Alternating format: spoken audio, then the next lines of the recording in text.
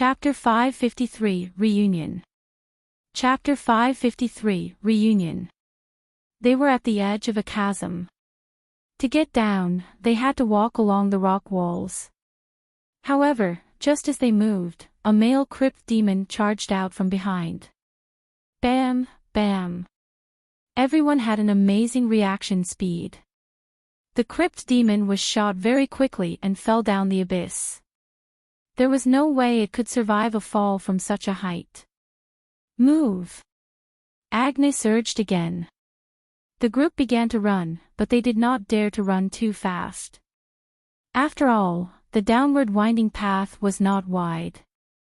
It was only about 1 meter wide. Some places were not even 1 meter. Should they be less careful, they would actually lose their footings and fall into the abyss.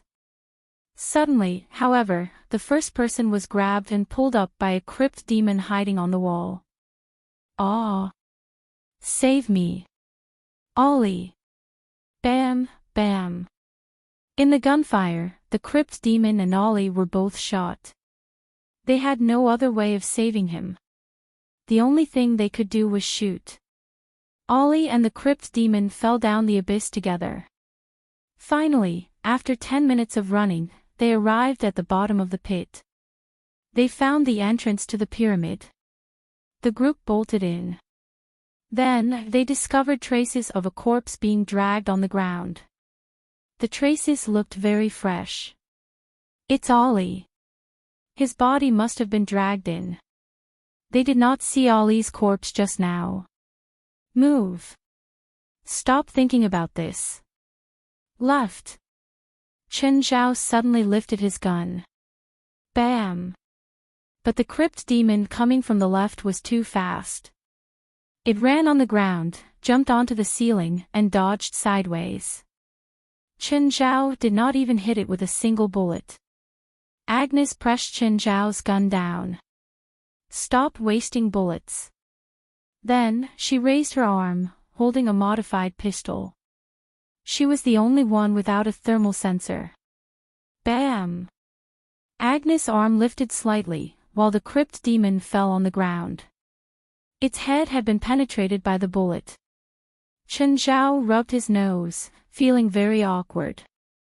To be honest, he was unbelievably bad at shooting. "Boss, is he the helper we need?" Gwyn said, displeased. "Stop talking, keep moving," Agnes said coldly.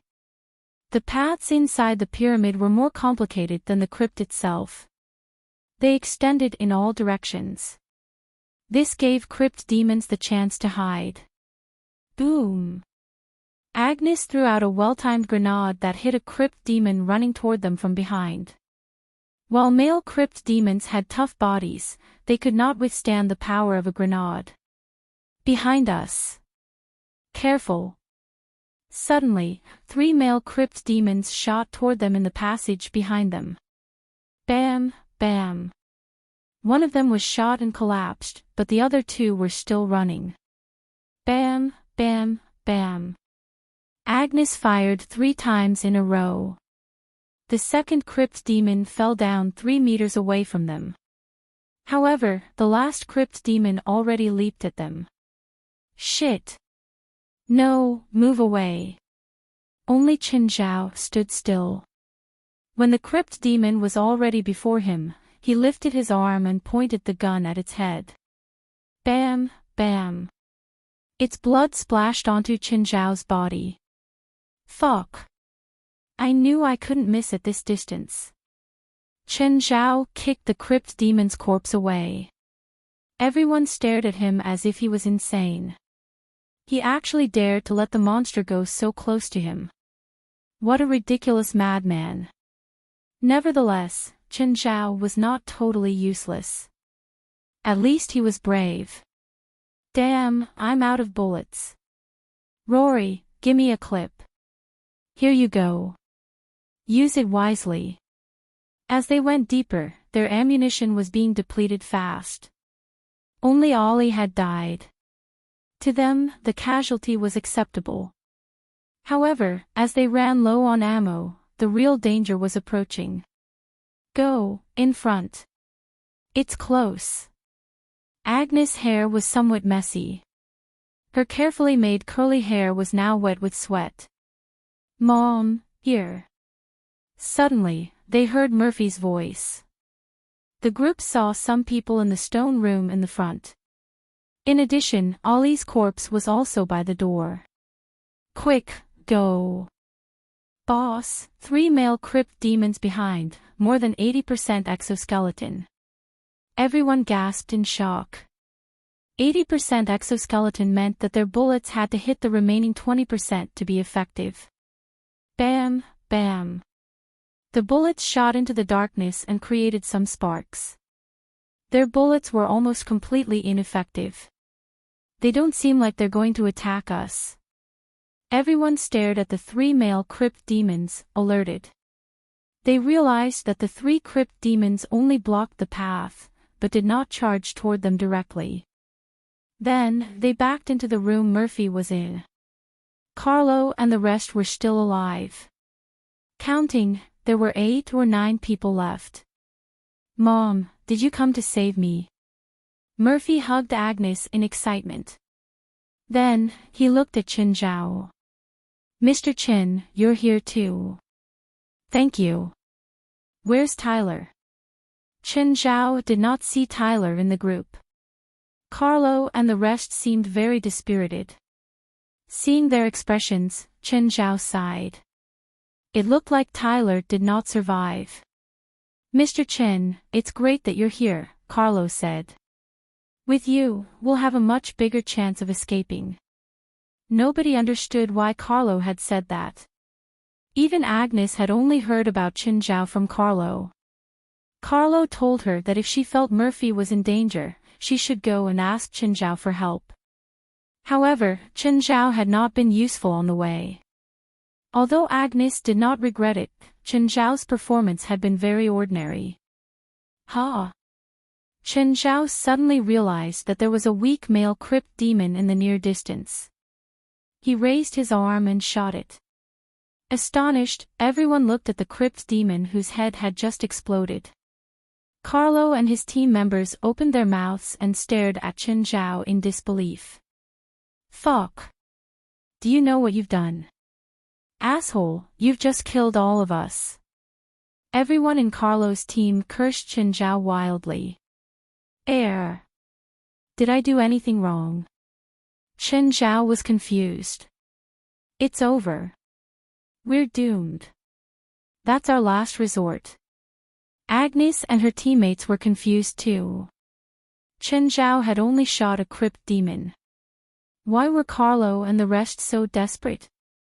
Wasn't it just a crypt demon? They had killed at least 10 crypt demons on their way here. Sigh. Mr. Chen, Carlo also did not know what to say. What? Just tell me what's wrong, Chen Zhao said, frowning.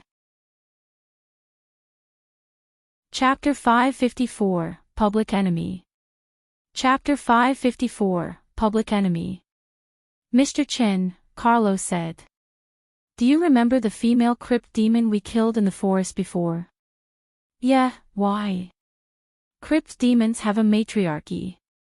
Only one female is born in each group. And then, once something happens to the only queen, then one male in the group would turn into a female. For example, this crypt demon was the one chosen to turn into a female and become the queen. It's so weak because the transformation hadn't finished yet. Its outer shell had just fallen off. And we happened to come in and kidnap it. The male crypt demons outside are scared that we'll hurt their new queen. That's why they stopped attacking us. Instead, they leave bodies outside, wanting us to feed the bodies to it so it can finish the process. Chen Zhao rubbed his nose. Okay, it seemed that he'd really messed up. But he didn't know. So, now what? Soon, the scent of death from this crypt demon will take over the entire pyramid, Carlo said. Next, they'll be completely furious and attack us crazily. We're dead. How many crypt demons are there? Chen Zhao asked. I don't know, Carlos said. I estimated no less than 100. Maybe even more. Did you find what you're looking for? Agnes asked. No. We were stuck here after coming in. Murphy shook his head. So, you're saying that so many people died and you didn't find anything? Chen Zhao looked at Carlos' group. Mr. Chen, you're here now. Perhaps we can go deeper with your help. Don't even think about it. Chen Zhao rolled his eyes. Leave when you can. Leave? How? There are crypt demons everywhere out there. Agnes looked around. Maybe we can set up a trap here. What trap? Gwyn, take out your dynamite packs, Agnes said. We'll make a remote bomb at the entrance. Gwyn and the others moved quickly. They had a lot of tools and material with them too. Within a few minutes, they'd made 2 remote bombs. Spread out and drag the bodies over, Agnes ordered. Put them by the door. Put the bombs under them. Everyone followed Agnes' commands and started moving. Don't set off the bombs if 1 or 2 crypt demons come. Wait until enough are gathered before setting them off. Everyone spread around the room. Thankfully, the room was big enough. It was the size of 3 or 4 basketball courts and had many stone benches. This was possibly where the higher-ups of the vampires had meetings. ING. Just then, small cries traveled from the outside. They were densely packed and made everyone feel numb. Finally, a crypt demon peeked in. Bang! Agnes fired and blasted apart the demon's head. After a short silence, 2 more crypt demons rushed over. This time, everyone's guns were pointed at the entrance. So, when the 2 crypt demons charged over, they were covered in a dozen holes instantly. Don't fire randomly. Try to preserve your ammo. There are more demons behind them. Just as Agnes finished, 4 more crypt demons charged over. Bang, bang, bang. Everyone fired, even though Agnes had just reminded to save their bullets. But they couldn't save up in these situations. As soon as they saw the crypt demons, they fired instinctively. The next moment, even more crypt demons rushed over. Head, should we press it? No, continue firing. Agnes was able to stay calm. Then 7 or 8 demons ran over. They couldn't fire them all immediately. One reached Chen Zhao. He pulled the trigger without panicking. Boom. Mr. Chen, they seem to have you as their target, Agnes said. Probably because you have the other crypt demon's blood. You better go die, someone from Carlos' team yelled. Chen Zhao glanced at him. That's the best. If you think I endangered you all, you don't have to save me. I'll just leave alone. Chen Zhao didn't care. Earlier, he'd felt a bit apologetic, but the feeling was gone now. Good, go die. Hurry and leave. Maybe you can lead the crypt demons away too. Enough, Agnes said. Stop arguing. Now is not the time for internal fights. No matter what, Chen Zhao was a fighting force. In these situations, they could only survive by being united, even though they didn't have much of a chance. After a short break, the crypt demons attacked again. This time, a dozen demons charged in. There were even more behind them. Now! Agnes yelled. Press. Kaboom! The bomb under the bodies was deactivated instantly. A dozen crypt demons were overturned instantly, swallowed by the flames. Most of the demons were blasted apart, but some were very strong and didn't die immediately. Of course, these injured crypt demons didn't pose any threat. Amazing! Ha! That was awesome. We should have brought more bombs. Seeing the dozen crypt demons get destroyed, both Agnes and Carlo's team had their morale boosted. Just then, a huge crypt demon sauntered over, stepping on its brethren's bodies. Bang, bang, bang, bang. But the bullets only produced sparks when they hit the crypt demon. Oh no. This one has 95% outer shell. Only the chin isn't covered. Our bullets are useless. Any grenades? Not anymore. Everyone's guns stopped. They looked at the crypt demon nervously. This one was at least twice the size of other male crypt demons. It looked at Chen Zhao. Chen Zhao also looked back at it. Its target is that Asian.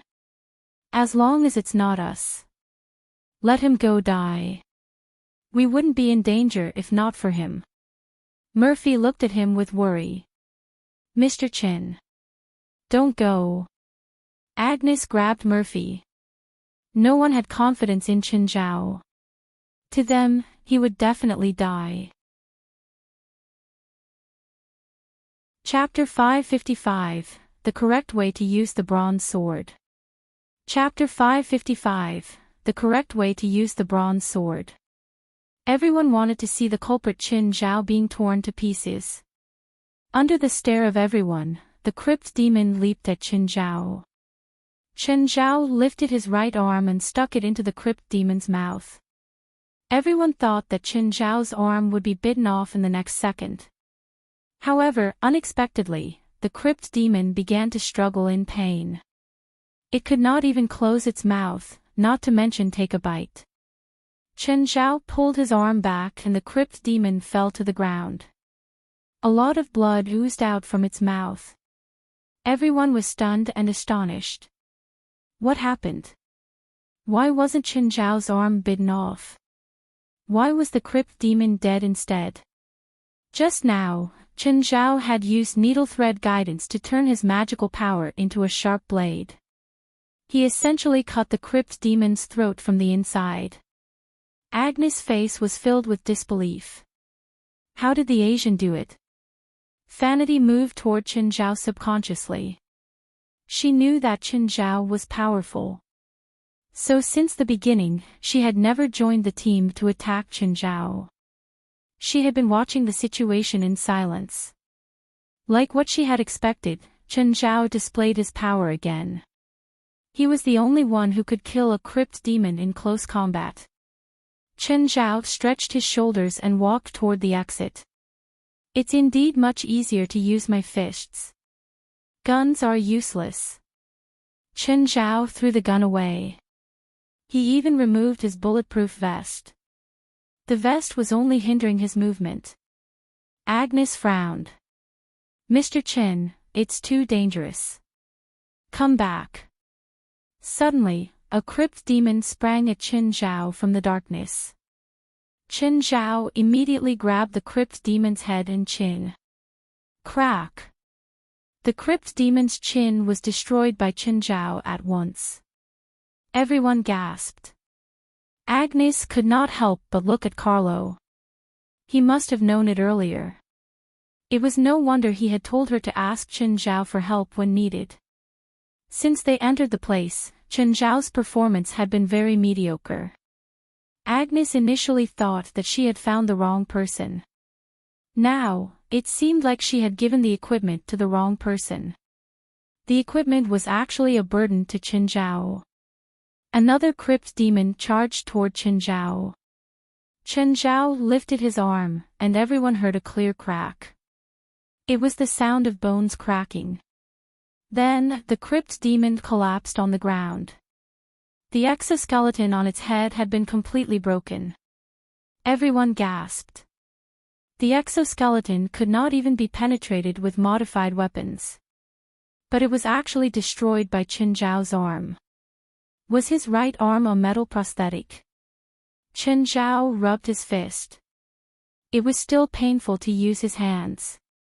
Suddenly, Chen Zhao remembered the bronze sword in his spatial ring. Ha! Where did he get that sword? Has he been hiding the sword on him? When Agnes saw a sword appear on Chen Zhao's hand, she was utterly confused. She remembered clearly that Qin Zhao did not bring a sword. After all, on the helicopter, she was the one who had helped Qin Zhao to put on his equipment. If Qin Zhao had such a sword, there was no way she would have missed it. Just then, another large crypt demon appeared at the door. "Boss, that crypt demon has 99% exoskeleton." Agnes gasped in shock. Could Qin Zhao deal with such a monster? After all, the more exoskeleton a crypt demon had, the larger its size would be. Moreover, its exoskeleton would be thicker. Suddenly, Qin Zhao jumped into the air, waving the bronze sword in his right hand. Then, he struck the sword hard down on the crypt demon's head. Ding! There were some sparks of light. The crypt demon's head lowered, but it did not take any damage. Fuck! Qin Zhao cursed. He originally thought that the bronze sword should at least cut iron like mud. In the end, it was only a blunt weapon. Looks like he can't deal with that crypt demon either, Agnes thought. Thoughts raced across Qin Zhao's mind. The crypt demon's exoskeleton was way too thick. Even his right fist might not be able to smash it. It seemed like he had to activate the mouth of Glutton. Qin Zhao called on his magical power. However, it did not activate the mouth, but rather the bronze sword. The bronze sword started to vibrate and produce a soft buzz. Ha! Qin Zhao realized that after the bronze sword received the magical power, it was covered in a very thin layer of qi. Could this be the correct way to use the bronze sword? Maybe I should try it. Qin Zhao stepped forward. The large crypt demon pounced at him. Qin Zhao waved the sword at the monster. When the bronze sword touched the crypt demon, it sliced into its head as if it was a piece of tofu. Howl! The crypt demon's forelimbs lost their strength. Its head crashed onto the ground and its hind legs jerked a few times before stopping. This was really the correct way to use the bronze sword. The old turtle should have given him a manual. Everyone stared at Qin Zhao in bewilderment. Qin Zhao had just killed such a monster with a sword. Nevertheless, more crypt demons had gathered outside by then. There were so many of them that even Qin Zhao had a headache. Instead of attacking, they simply stared at Qin Zhao. Of course, they did not have eyes. But that did not stop them from staring at him. Carlo looked at Qin Zhao, his eyes glowing with fanaticism. Qin Zhao was a natural explorer. If Qin Zhao could join his team, it would be perfect. They would be able to overcome all difficulties. Eventually, Qin Zhao ran into the crypt demon troop himself. The rest stared at his back, startled. How did it feel to see a man charge into a group of monsters? The first thought everyone had was that Qin Zhao had lost his mind. But he really did that. The bronze sword in Qin Zhao's hand could cut through everything. At least, when it was filled with magical power, it could slice through anything like tofu. To humans, weapons were like their talons and fangs. After they had their own weapons, they could begin to conquer wild beasts. Nonetheless, there were too many crypt demons. Qin Zhao would still occasionally be scratched or bitten. The rest did not dare to leave the room. It was pure darkness outside the stone chamber. They could only judge the situation using thermal sensors and sound. The sound of fighting and killing continued without a pause. It went on for 30 minutes. Finally, it was quiet. Qin Zhao's entire body was covered in blood, both his and crypt demons. Even he did not know how many crypt demons he had killed. It was a lot. The whole passage was piled with the corpses of crypt demons. While Qingyi armor had protected him from most damage, he was not invincible. Qin Zhao could feel that there were still crypt demons staring at him in the darkness. If he were to fall now, the hidden crypt demons would definitely charge forward and recklessly tear him into pieces. Qin Zhao turned around and walked back into the room. Let's go. Chapter 556, Blasting Carlo's Head. Chapter 556, Blasting Carlo's Head. When everyone went to the entrance of the chamber, they saw that the ground was littered with limbs. But they were all from crypt demons. If they were a human's limbs, it might be easier to accept. But now, one human had butchered so many crypt demons. This was beyond their imagination. Chen Zhao was still dripping with blood. Murphy, come patch me up. Of all these people, Chen Zhao only trusted Murphy. Murphy hurried over to Chen Zhao. Boss, are you okay? I'm fine, Chen Zhao said coolly. I won't be dying. In reality, he was hurting everywhere. It was hard to pretend to be macho.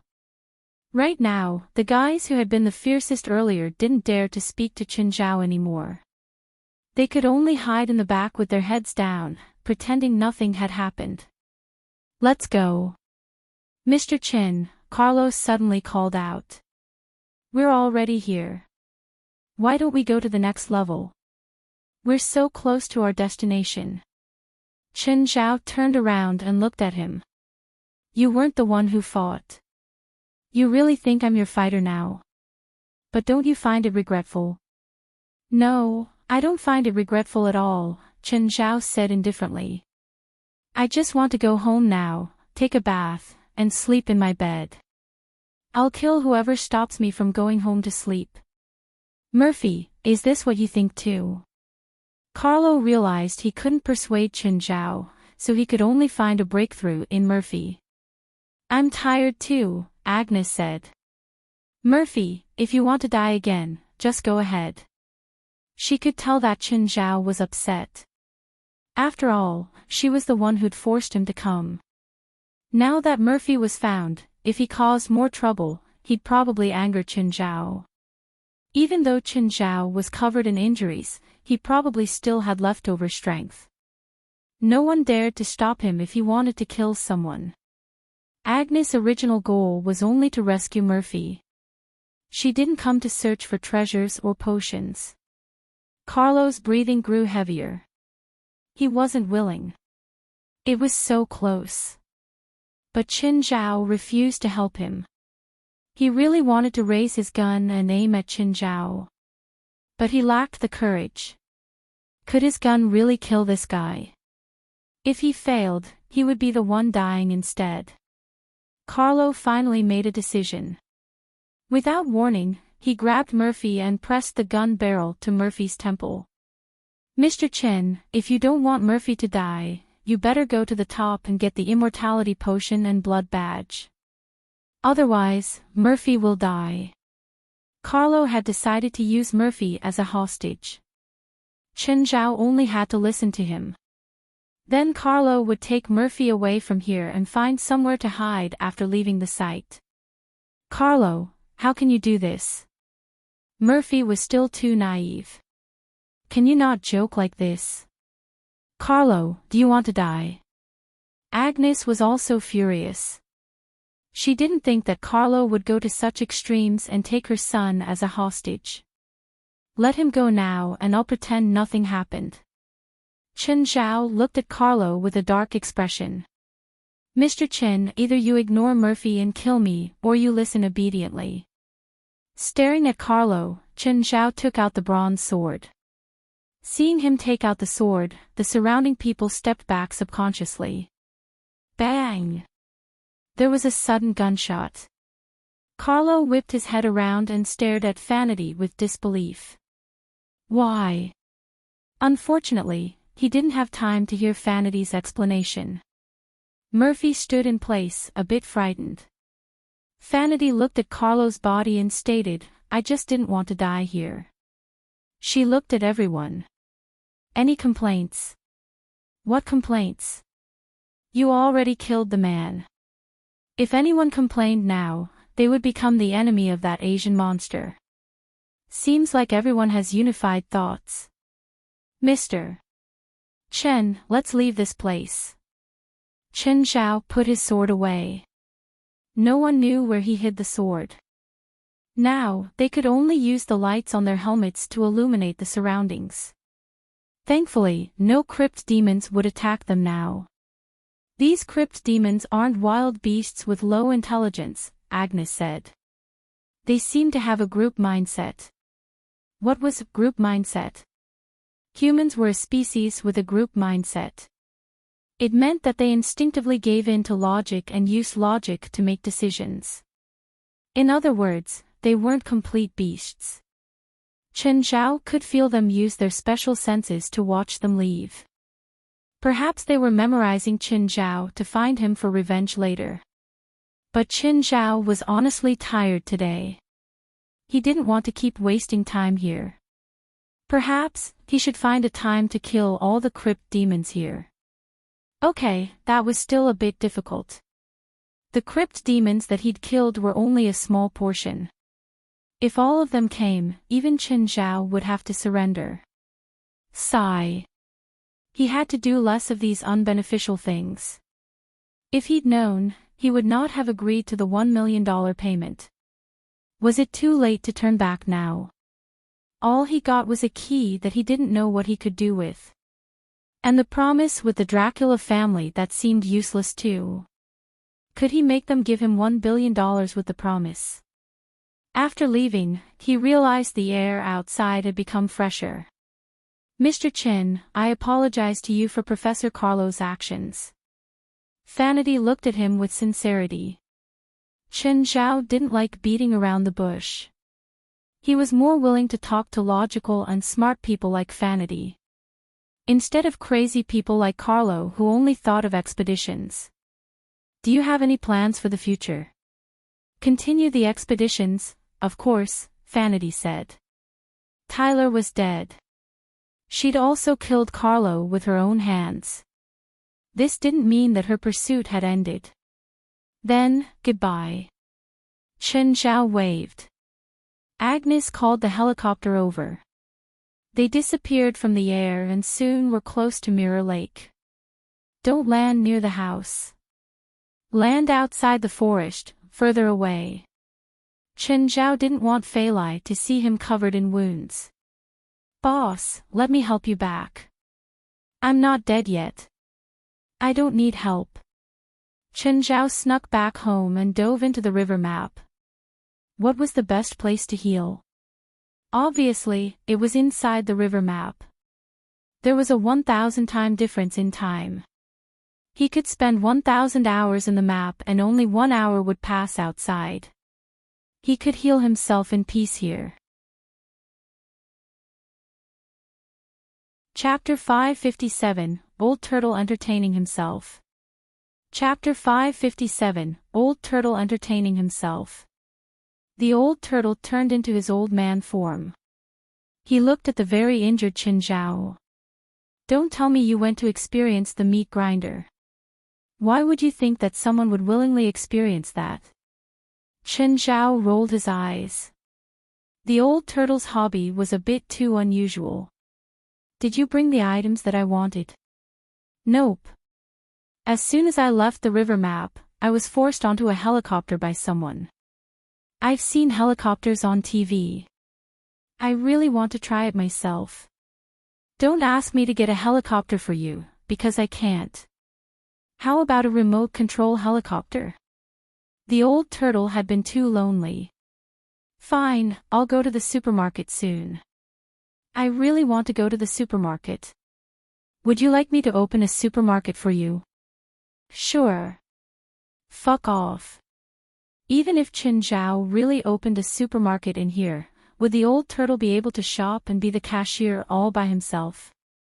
Qin Zhao applied some ointment on himself and lay on the ground. He was really tired, too tired. He needed to sleep now. After who knows how long, Qin Zhao heard the sound of fighting. When he opened his eyes, he saw two old turtles, one black and one white, fighting with each other. They punched and kicked each other wildly. It was an intense battle. Why were there two old turtles? Was he alone for too long, so his negative emotions materialized? And then they attacked each other. Chen Zhao imagined all sorts of things in his mind. Stop, stop, the mortal is awake. Then, the two old turtles combined into one. What was that? Oh, when I'm bored, I'll fight myself. It's called cloning. This old guy can't be more silly. To spend his time, he even thought of such a thing. Can I learn it? Nope, humans can't learn it. Chen Zhao was very disappointed. If he could learn this technique, it would be amazing. Do you have any kind of divine techniques for me? Nope, all my abilities came from birth. Chen Zhao was upset. You've cultivated this for like millions of years. Can't you be a bit better? Like inventing some super powerful cultivation methods? What a useless old man. What's the use of an old man who only knows how to fight with himself? How many clones can you create? As many as I want. Why don't you create 2 armies and fight with each other? Oh. Good idea. Why didn't I think of it? In an instant, the old turtle split into 100,000, divided into the white team and the black team. Then, without any delay, war erupted. Chen Zhao sat at the side, watching the two parties beat each other up. They were actually trying to kill each other. How did it feel to watch 100,000 white-haired old men have a group fight? A black-shirted old man lay before Chen Zhao. He was about to go and help him up. However, a white-shirted old man came and crash-landed on him. Chen Zhao pulled one of the clones out. Old turtle, apart from cloning, do you know anything else? Like disguise. Turn into someone else. Yes, why? Why don't you turn into Scarlet from the Avengers? It's more interesting to see 100,000 Scarlets fight. I can't use cloning during disguise. I can't use disguise during cloning. Ah. After a few hours, all the 100,000 clones died. Puff, what a satisfying fight. Old turtle, turn into Scarlet. Okay, done. Never mind. Change back. What? Don't you like it? Or do I not look like her? Your face does, Chen Zhao sighed. If you don't want to change your body, that's fine. At least remove the beard. Do you know you've just destroyed my perfect impression of her? Nevertheless, as Chen Zhao recovered from his injuries, the old turtle did kill a lot of boredom for him. Chen Zhao stayed in the river map for 10 days. It was only more than 10 minutes in the real world. Splash. Fei Lai was awakened by a loud splash. She got out of bed and walked to the balcony, where she saw huge waves in the lake. Someone was swimming in the lake. Chen, is it you? Chen Zhao climbed ashore. He had just placed the old turtle's internal alchemy in the lake. However, because of its weight, some of it had sunk into the mud. Due to the depth of the lake, the top portion of the internal alchemy was about 10 centimeters above the surface. It looked like a small island at the center of the lake. The internal alchemy would constantly improve the surrounding environment and spiritual qi. Chen Zhao returned home and changed his clothes. The underlings quickly removed the dirty clothes. The underling was really the all-round best servant. Apart from the fact that they should not be exposed, they had almost no flaws. To Fei Lai, it was just a single day. But to Chen Zhao, he had not seen Fei Lai in 10 days. Fei Lai, I miss you. Fei Lai could feel that Chen Zhao was particularly enthusiastic today. He was more intense than usual. Fei Lai tried her best to cooperate with him. However, after a few rounds, Fei Lai could not take it anymore. But Chen Zhao's desire was still high. Darling, let me rest for a while, just a while. Chen Zhao wanted more, but looking at the exhausted Fei Lai, he gave up. The next day, Chen Zhao woke up, fully energized. Fei Lai was still in bed. It was a hard night for her. She could not take Chen Zhao's wild attacks at all. After lying for half an hour, Fei Lai rushed to work. On the other hand, Chen Zhao went to the supermarket. The old turtle wanted many things. Some were not even available in the supermarket, so Chen Zhao would have to order them online. For example, a motor generator. Although he only wanted a small one, it was definitely unavailable in the supermarket. Because Chen Zhao bought many items, the supermarket offered free delivery. All the staff knew where Chen Zhao lived. They also knew that he was basically the richest person in Mountain Town. The female staff in the supermarket kept making eyes at him. When Chen Zhao left the supermarket, he received a call from Sienna. "Chen, are you free now?" "Yup." "What's up?" "Remember last time I told you about the supernatural security team that Movich Tudis had formed?" "Yes. You even said that Chris is in charge of training them on how to escape. They seem to be too arrogant, as if they can handle all kinds of situations. Can you teach them a lesson?" "What do I have to do?" "Let them spend a week in the hospital." "So you want me to go and beat them up?" "Maybe not. After all, they're going to face supernatural events, so I hope that they can be attacked by supernatural powers." Chen Zhao gave it some thought. "After 10 tonight, bring them outside Mirror Lake." Chapter 558, Supernatural Security Team That Doesn't Follow the Script. Chapter 558, Supernatural Security Team That Doesn't Follow the Script. Tonight is your first mission. Sienna tossed a few pictures before the supernatural security team. This house is constructed at the edge of a lake. Later, you have to enter the house with your own abilities. "Captain, sub-captain, won't you come with us?" a chubby woman asked. Ashando had been an office worker.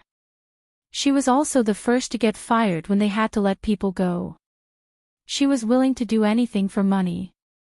She could go up against evil spirits alone with a taser. She wasn't a spiritualist, but she had a shockingly strong will. In the possession training, she was the only one to get full marks. This haunted house is only average. If you can't even break into an average haunted house, it's best for you to give up on this job. Fuck, it's not like we haven't seen evil spirits yet. What you afraid of? Another member, Bart Anthony, stood up. He was a former drug addict. He looked for anything that could stimulate his nerves, such as going up against supernatural forces. Even though he was usually just getting beaten instead of fighting. The team also had Todd Cyrus, a weapons expert. He specialized in modifying weapons to fight evil spirits. Apparently, he was also an illegal arms trader. But usually, he just smoked while producing weapons for other weapons. He caused many accidental explosions. There was a skinny Rudolph David, someone who fantasized about saving the world. There was also a mean-looking bodybuilder, Gibson Tatas. These were all of the members of the supernatural security team. "Todd, give me more evil spirit bombs," Bart called. "The stronger the better. We have a limited budget. Unless you pay me." Todd was stingy. Even though he often had safety issues in his workshop, he was very precise with his spending. "I need a bulletproof vest," Gibson said. He was the biggest guy but also had the smallest guts. "Fuck. We're facing evil spirits, not terrorists. What the fuck would a bulletproof vest do? What's our mission? How much is the pay?" Ashando asked. "This is part of your training," Sienna said. "No pay. Your mission is to enter the house." "The difficulty level?" "Hell," Chris said. "If you can succeed, then you won't be threatened by 99% of all supernatural activities." Hell. Everyone grew fearful. The training that Sienna and Chris prepared were usually easy, simple, and ordinary. But today, they had to face something like hell. Captain, isn't the jump in difficulty too much? Gibson stared at Sienna in fear. Gibson, you're embarrassing. None of us are afraid. Why is a big guy like you afraid? Rudolph was a hot-blooded youth. One day, the world will need us. Courage and how big you are isn't related, Gibson said. Okay. Whether you're willing or not, this mission will happen. Phalai, prepare more dinner tonight. Sienna and Chris are coming over. Sure. Why are they coming tonight? The people who hired them formed a supernatural security team. Sienna wants me to train the team. Okay, God help them. In the evening, Sienna and Chris arrived. Chen, I can feel that the air is filled with elemental spirit. It's so soothing. In Asia, it was called spiritual qi. In the West, it was elemental spirit.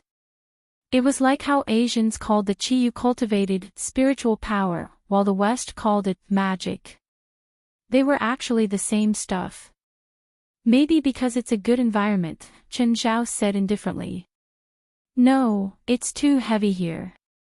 It can't be natural. I didn't feel it when I came last time either. See the big tree in the back?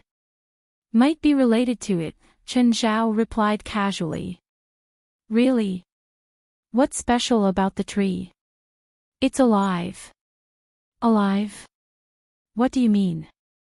Its name is Eugenus, Chen Zhao said. Forest shepherd. Sienna was a spiritualist, so she could accept these things. Even though Sienna had interacted with too many strange powers, she was still shocked at a tree that could walk and talk. However, all illogical things became logical when she remembered that this was Chen Zhao's house. I think your team has arrived, Chen Zhao said. Oh. Already? What's the possibility of them successfully getting over here? Chris asked. Probably zero, Chen Zhao said. My plan is to send them to the hospital. Should be over there, right?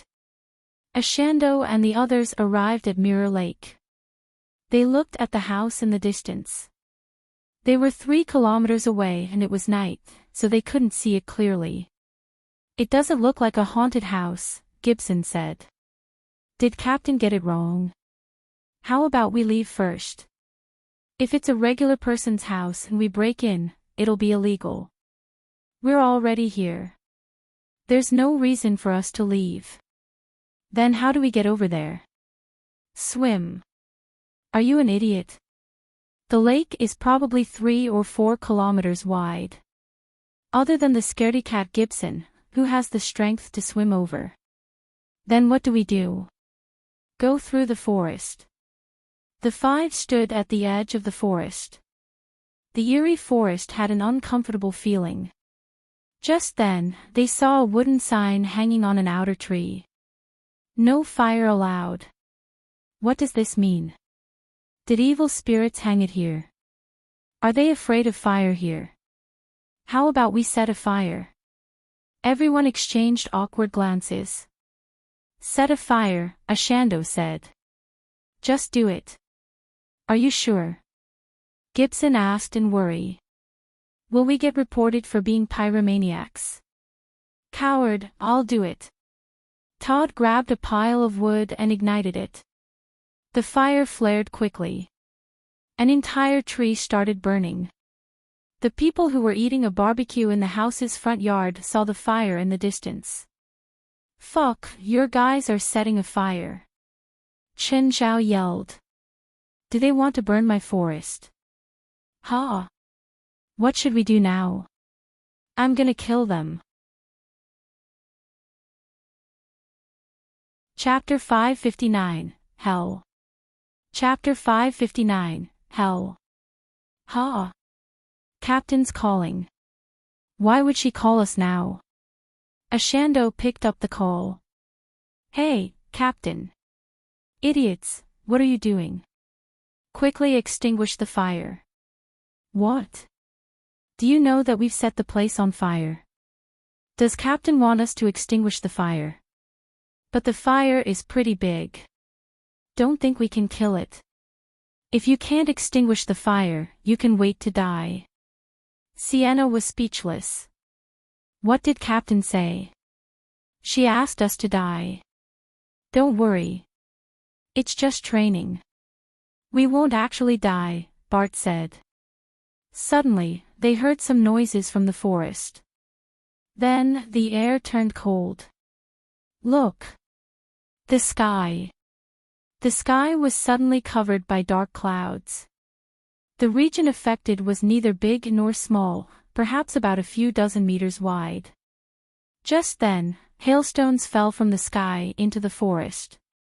Oh, it hurts. Everyone lay on the ground and covered their heads with their bags to block the hailstones. Very soon, the fire diminished. The hailstorm also stopped. Damn, where did the hailstorm come from? I don't think there's been any hailstorm in LA for dozens of years. Wait. I think something's moving in the forest. Everyone lifted their heads and looked into the darkness of the forest. Something seemed to be charging out from the gloomy depth. Suddenly, a strange flying creature appeared and glided toward them. What? What's that? Bam, bam. Boom. They immediately fired their weapons. The gargoyle was shattered and fell onto the ground. What is this? Everyone walked up to inspect the fragments. Look at these fragments. I think they're coming together. It's not dead. Shoot it. Being blunt, Ashando shot the gargoyle's head at once. Crash. The gargoyle's head burst into pieces, but it began to heal again. Can't kill it. What's this? An undead evil spirit. Not an evil spirit, but definitely a supernatural creature. There's more. Look at the forest. The next instant, more than a dozen gargoyles charged out from the forest. Ah! Help! The sudden appearance of the gargoyles caught the party off guard. The gargoyles carried everyone into the air. Everyone paled in fright. Then, they were thrown into the adjacent lake from a few or a dozen meters of height. Splash, splash. The five resurfaced one after another, swimming toward the shore in panic. However, 9 snake heads suddenly appeared before them. All of them were unbelievably large. The 9 heads rose from the water and blocked their path. Any of the heads were big enough to swallow them whole. Ashando and the rest were aghast. Stop. Change direction. As they changed direction, they saw a more terrifying scene. There was an enormous beast on shore, waiting for them to approach. It was an evil dog with 3 heads. The hellhound. But this was not the scariest part. Behind the hellhound, many skeletons arose from the soil one by one. Evil light was flashing in their eyes. There were too many skeletons. Some of them were holding swords, while others held bones. The group shivered uncontrollably. They felt like they had broken into hell. What? What do we do? Can't go to the shore. Swim toward the mansion. Quick. But it's far. We have no choice. Go.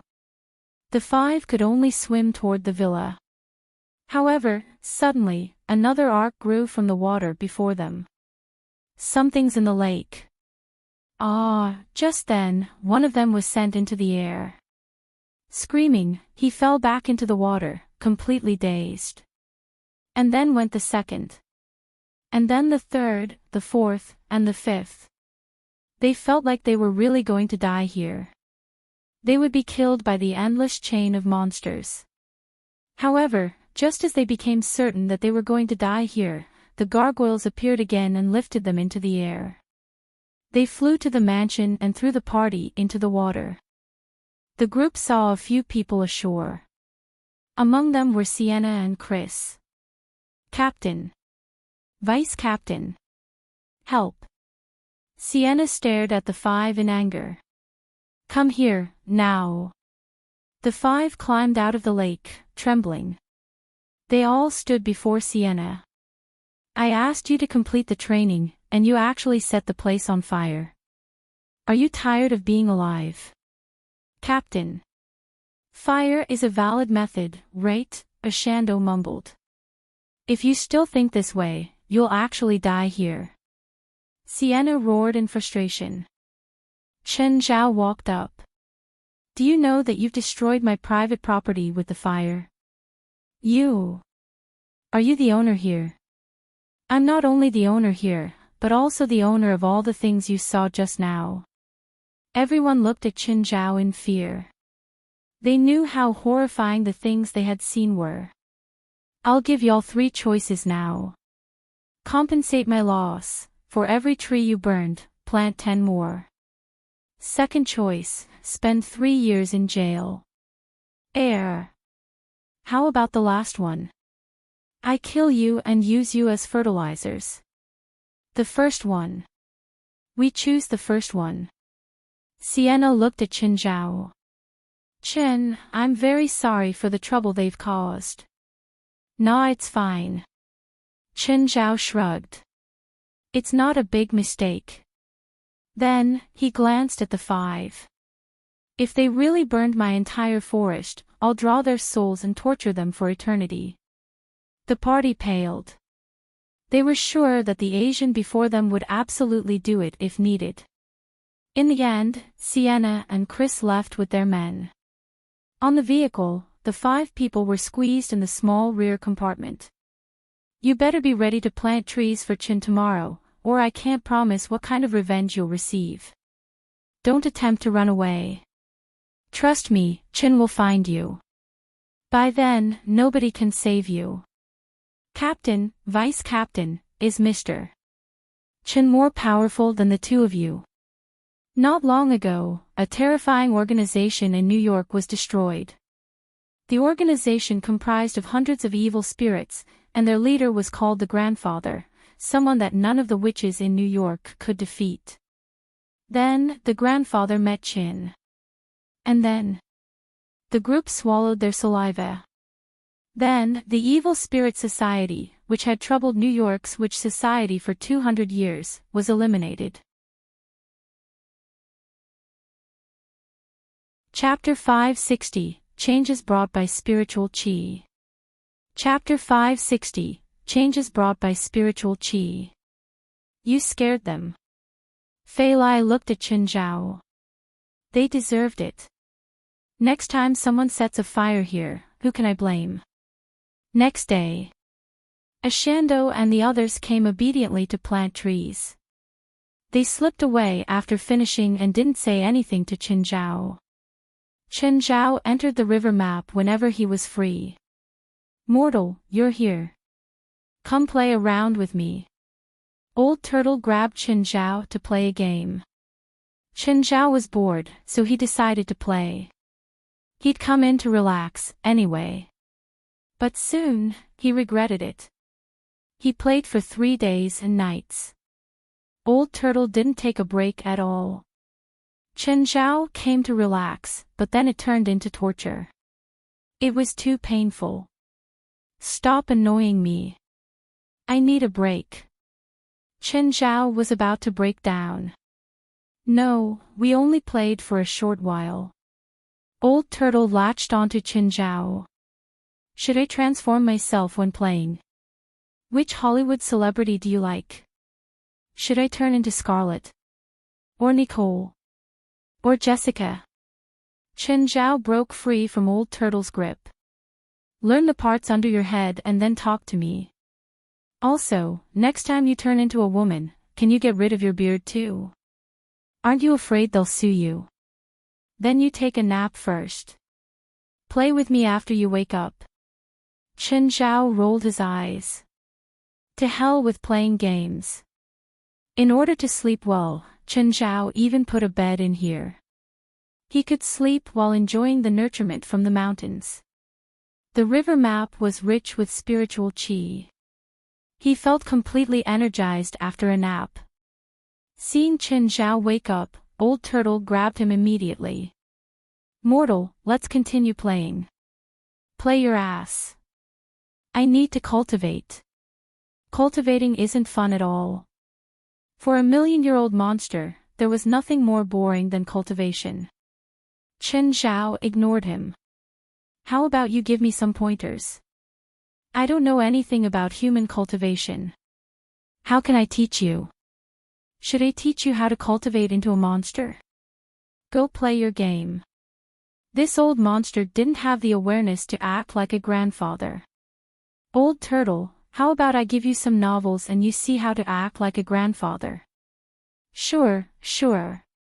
Old Turtle wouldn't reject any forms of entertainment. When he exited the river map, the inferior demons had already prepared lunch.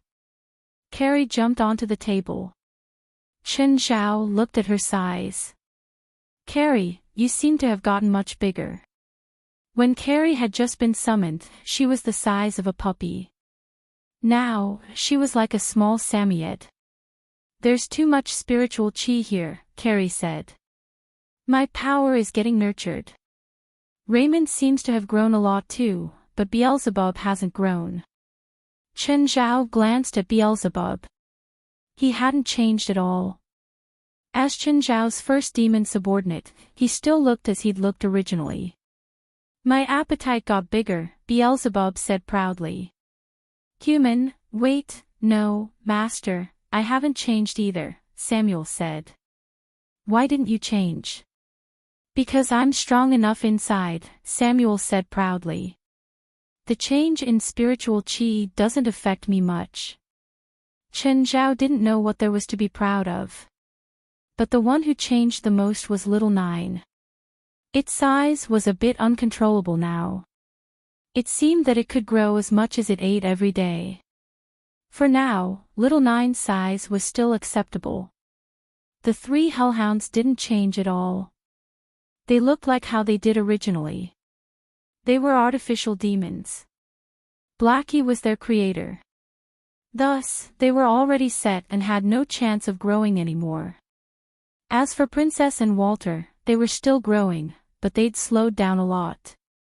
For example, after shooting to 750 kilograms, Princess only gained around 25 kilograms in the past half-month. Chen Zhao estimated that her weight was close to the limit now. Abitos was also part of the rapidly growing group. He was now 4.5 meters long. He was twice the weight of Komodo dragons and entirely red. Abitos was the most likely one to be heavier than Princess. As for Black Ma and White Ma, they were in their true bodies, so they didn't grow too much. Even they couldn't tell if their abilities had improved either, let alone Chen Zhao. Of course, Amon was the one who'd grown the fastest. He was truly a huge creature and was now more than 50 meters. Chen Zhao didn't know where his limit was or how heavy he was now. The smallest changes were probably the four small ones, Briar, Bramble, Simba, and Nana. They were regular animals and didn't do anything other than messing around all day. They were practically models for annoying kids. Of course, they didn't have their kryptonite either. Faith, Vera, and Manny were their kryptonite. Whenever these three demon lords came, the house would fall into chaos. Master, I can summon 30% of my original strength in this area. Raymond slithered to Chen Zhao. Chen Zhao had seen his terrifying true form before. If Raymond could summon his true form, he'd definitely be more horrifying than anything Chen Zhao had run into. Both Evangeline and the grandfather would be a morsel for Raymond. Can this spiritual chi area raise your abilities? Chen Zhao asked curiously. It won't raise it, Samuel said. It'll just raise how much our projection can take. It's like a basin of water. How much water it has determines how big of a fish you can put in it. So it doesn't affect your actual abilities. It'll only affect Black Ma and White Ma. They're their true forms, so they can be affected directly. But it doesn't look like they've changed. Their outer appearance won't change much, Samuel said. But they've at least gotten 50% stronger. This is good. When they're strong enough, they'll be good help to conquer the world for me. Okay, good luck. I'm rooting for you. So, you support me conquering the world? Of course. Chen Zhao nodded. Give me $100. For what? Event funding. You know, a legit company needs to do a detailed budget in order to get funding. You have to request it before I decide if I allow it. Go write up a budget and then you can request it. Chapter 561, Stephen's Complaints. Chapter 561, Stephen's Complaints. Just then, a car stopped before Chen Zhao's house. Chen Zhao walked out only to see Stephen. Chen Zhao was actually happy to see him, but it was really sudden. Stephen had come here without even bringing his assistant. Chen Zhao recalled from their last phone call that Stephen had yet to complete the filming.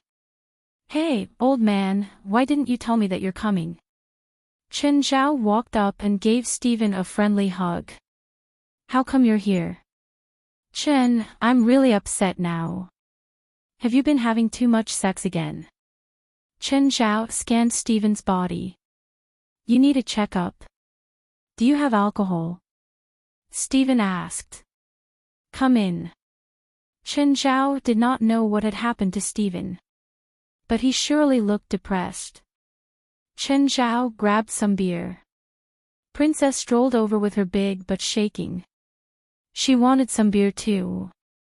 Darling, come here. Stephen walked up and helped Princess open a bottle of beer. He took a mouthful first and then fed some to Princess. So what's wrong? Damn, I'll never cooperate with PLM again. They're all assholes. Stephen roared, venting his frustration. What exactly happened? Those bastards want my new movie to be released in July. And then. Stephen's eyes widened. Do you know how complicated it is to make a movie? Dubbing, colors, editing and reshooting. Need at least half a year, but now there are only 3 months left. 3 months for post-production. Not even enough for publicizing. The box office is going to be shit too.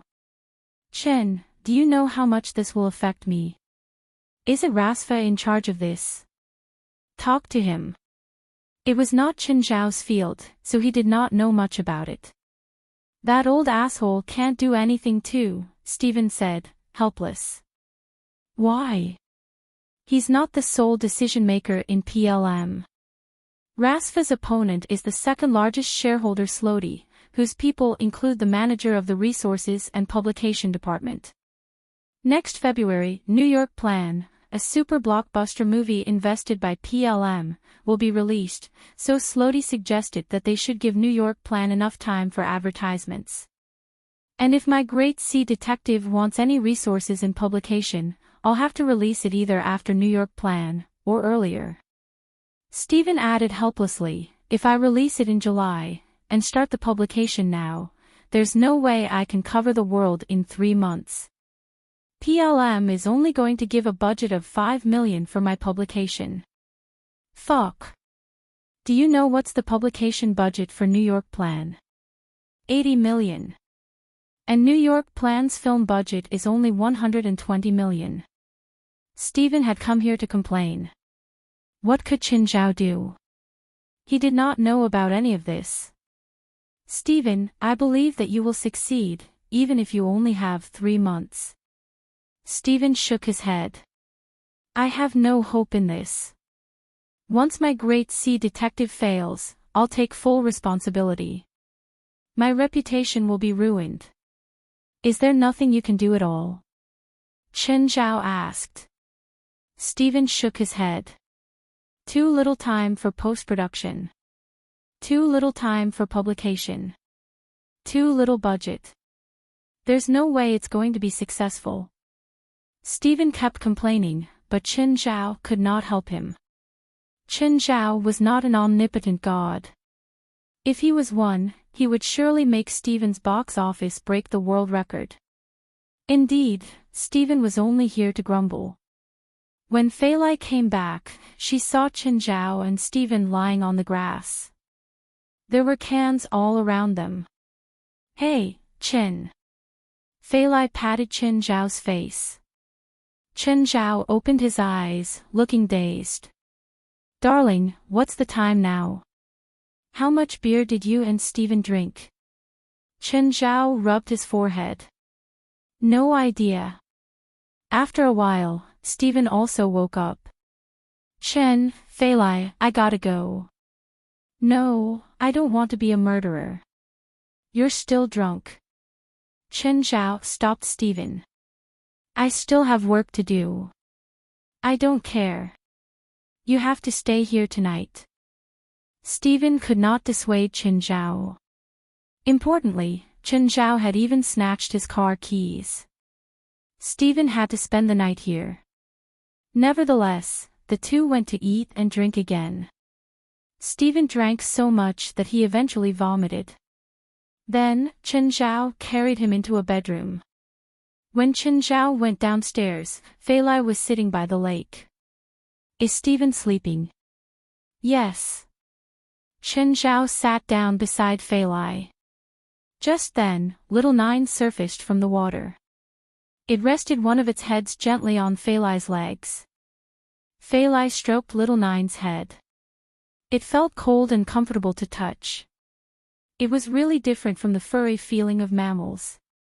Suddenly, Abitos climbed over. Shocked, Little Nine immediately dived into the lake. Compared to Abitos' fire dragon bloodline, Little Nine was still weaker. Moreover, the 4-meter-long Abitos was much stronger than the 7-meter-long Little Nine. Lastly, one of them was fire, while the other was water. They were born incompatible. Every time Little Nine encountered Abitos, it would be bullied by him. "Oda." Abitos poked Chen Zhao with his head. He also tried to lean against Chen Zhao and Feilai, like what Little Nine was doing. However, with his 600 kilograms of weight, even if he did not lie on Feilai entirely, Feilai could not take it. In addition, Abitos' scales were not as smooth as Little Nine's skin, not to mention his fire dragon bloodline. He did not have the coldness of cold-blooded animals. Instead, if anyone put their hand on his skin, they would feel a scorching temperature. "Oda, father said that he's finished counting Samuel Logan's properties. When you're free, you can go and take your share." Chen Zhao nodded. He was also looking forward to what he could receive. "Chen, when I passed by the supermarket today, I heard from the staff that you bought many things, even a television. Who are you giving them to?" Chen Zhao was momentarily stunned before he reacted. "People in that place. They're isolated from this world, and many things are unavailable. Every time, I go there empty-handed, so I decided to bring some things there this time." "Oh, are you going there again soon?" Feilai was really curious about what that place was. "Yup, within the next few days." Chapter 562, Carlo's Hell Trip. Chapter 562, Carlo's Hell Trip. What did death feel like? First, there was darkness. Then your consciousness would start fading. You'd keep falling, like you were drowning. The process felt like an eternity but also like one instant. Then there was a red light. Finally, you'd fall into a large river. A frightening river filled with fresh blood. This was what Carlo felt. This river was filled with monstrous and frightening creatures.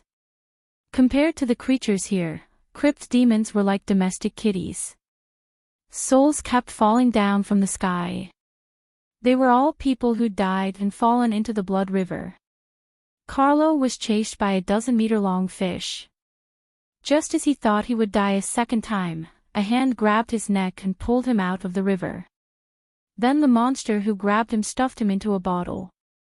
There were 2 other people, or souls, in the bottle. Carlo learned from them that this was hell. The monster who'd captured him was called Adu, a demon. One of the humans was English. The other was Australian. Durante, the English person, was an alcoholic and had serious violence issues.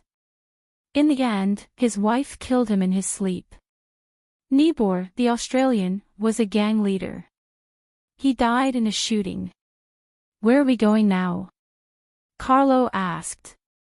"To get sold," Nibor said. "We might get sold to other demons." "What if no demons buy us?" Carlo asked. "Then we'll get eaten," Durante said. "Before you two arrived, the other two souls imprisoned with me were eaten." Carlo and Nibor shuddered. "Will we get eaten by the other demons who buy us?" "No. Our souls are pretty complete, so if other demons buy us, it's not so they can eat us." "Then what can we do?" "Work." "What work?" "Don't know," Durante said. "I've been stuck here the entire time. How would I know what we'd do? Can we escape?" "Escape?" "Ha," Durante laughed. "Are you sure that you, a pathetic and weak soul, can live in this terrifying hell?" Just then, the demon Adu looked over, peering at the talking souls. "Don't think about escaping. You can live a bit longer like this." Adu clearly heard them talking. The three souls paled in fear. Adu cackled. "If you get bought by other demons, you'll be lucky. But you can talk a bit more when we get to Obsidian City.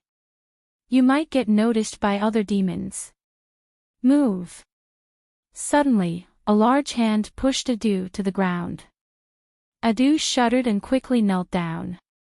A huge red demon walked past Adu. There was a large group behind the red demon. However, most of the demons in the group had handcuffs and shackles. "Lord Adu, what is with these demons? Why are they shackled?" "They're the booty for our Lord. Half a year ago, our Lord fought with his neighbor, Samuel Logan. Lord Logan lost, so our Lord took over his land. These are Logan's servants. Now, they belong to our Lord." "Is that red demon the Lord?" "Nonsense. That's an inferior chaos demon." "Lord Adu, what level are you?" Durante asked. "You ask too much. I'll eat you first if you don't get sold tomorrow." Durante was terrified. He didn't think that he'd get treated like this just by asking a question. He wouldn't know that Adu was only an inferior hybrid demon. He was the lowliest demon in hell and didn't even have a breed. More importantly, the earlier chaos demon was a soldier under the Lord. Adu was only a small merchant. His status was much worse. On the other hand, Carlo and Nibor were gleeful. If he ate Durante first, then they'd be safe for now. The sky darkened without any warning. Carlo saw a huge red dragon flying in the sky. That's the Lord's wife, a superior demon with noble dragon blood." Adu pointed at the black castle in the distance. "See that castle? That's Obsidian Castle, where the Lord's wife lives." Carlo stared at the castle, eyes filled with envy. He could tell that Adu was lower class in hell. Even though Adu was able to kill him now, he was still nothing before the important figures. Even one of the Lord's soldiers could humiliate him at will, let alone the high and mighty Lord. If Carlo could enter that castle, he might be able to change his fate. Of course, right now, his fate wasn't in his own hands. After Adu entered Obsidian City, he sat down in an empty spot. Then he placed the bottles filled with souls before him. Just then, a terrifying demon walked over. Adu immediately prostrated himself on the ground. "Raise your head," the demon said. "Lord, are you talking to me?" Adu asked, lifting his head. "Are there any other idiots here?" Adu looked around. There were so many demons nearby. how could he confirm that he was the idiot? Lord, how may I help you? Do you have the soul of a human scholar? Hearing the demon, Carlo immediately yelled, Me. I'm a human scholar. The chance was here. The chance to change his fate was here. The terrifying demon picked up the bottle. You're a human scholar. Yes, I'm a human scholar. Lord, how can I help you? Do you know Spanish or whatever? Yes. Carlo was even more excited. Spanish was one of his most fluent languages. Good, you belong to me now. The demon glanced at Adu on the ground and tossed a stone to him. Adu kowtowed continuously. Thank you for your benevolence. These two souls don't seem to be useful. The demon glanced at Durante and Nibor. Lord, I know French, Nibor said hurriedly. Don't need that. Lord, better be safe than sorry. Maybe you'll need me. The demon considered this. It seemed reasonable, so he chose to keep him. Then he looked at Durante. What about you? I.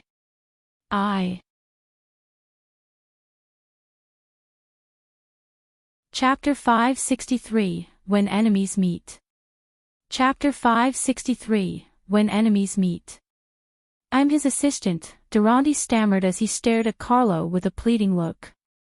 Carlo smiled. Sir, yes, he is indeed my assistant. Having an assistant can help him regain his confidence. He would soon be admired by everyone again, just like in the past. If he's your assistant, I'll keep him. Sir, how do I address you? Haibo. I'm the great lord's personal bodyguard, Haibo answered proudly. The lord also gave me the current task. Then, Haibo crushed the bottle. Carlo, Durante, and Nibor finally regained their freedom. Follow closely. If you go too far away and get eaten by other demons, I won't care, Haibo warned coldly. Especially after we enter the castle. Haibo brought the three into the castle. On their way, they saw many chained demons being pulled into the castle. Some of them were big, others small. After they passed the passageway, they reached an open space. The space was piled with boxes of various sizes. Ah, the Lord must have gained so much from the war. Carlo looked at the boxes, guessing what they could possibly contain. Wait here. I'll report to the Lord now. Haibo left. The three did not dare to move around and so waited in their spots. Durante and Nibor stood beside Carlo attentively. Mr. Carlo, we'll be counting on you in the future. Ha, of course. We're companions, Carlo said with a smile. Despite his polite words, he was clearly arrogant. He was completely behaving as though he was superior. Nevertheless, Durante and Nibor could do nothing but flatter him. Only he was useful to the demon lord here, after all. The two of them were merely followers. Suddenly, Carlo saw a figure. A figure that he could not be more familiar with. A person whom he abhorred. Chen Zhao. If it wasn't for Chen Zhao, he wouldn't have died. If it wasn't for Chen Zhao, he wouldn't have fallen into hell. When Carlo saw Chen Zhao, indescribable anger burned inside him. Is he dead too? Has he fallen into hell as well? Carlo continued to stare at Chen Zhao. He saw Chen Zhao approach the boxes casually. Then, Chen Zhao began to search through the boxes. He seemed to be picking some things from them. Great! I thought I would never have the chance to take revenge. I didn't expect to see you here. Now, you don't have the power you had in the human world. Stop. These are the Lord's trophies. How dare you steal them? Carlo shouted righteously. Chen Zhao was stunned. He was choosing gifts for Fei Lai and his friends. Clearly, he did not expect an interferer. Moreover, he actually knew the interferer. Yo, isn't it Professor Carlo? Ha! You've actually ended up in hell. Using a Chinese saying, there's always another chance to meet again after separation, Chen Zhao teased. Since Carlo was dead and in hell, Chen Zhao could not be bothered to deal with him again. Who wants to meet with you? Carlo had heard the Chinese saying before. The happier Chen Zhao looked, the more unhappy Carlo was. Go and beat him up. Carlo waved his hand. Hesitant, Durante and Nibor exchanged looks.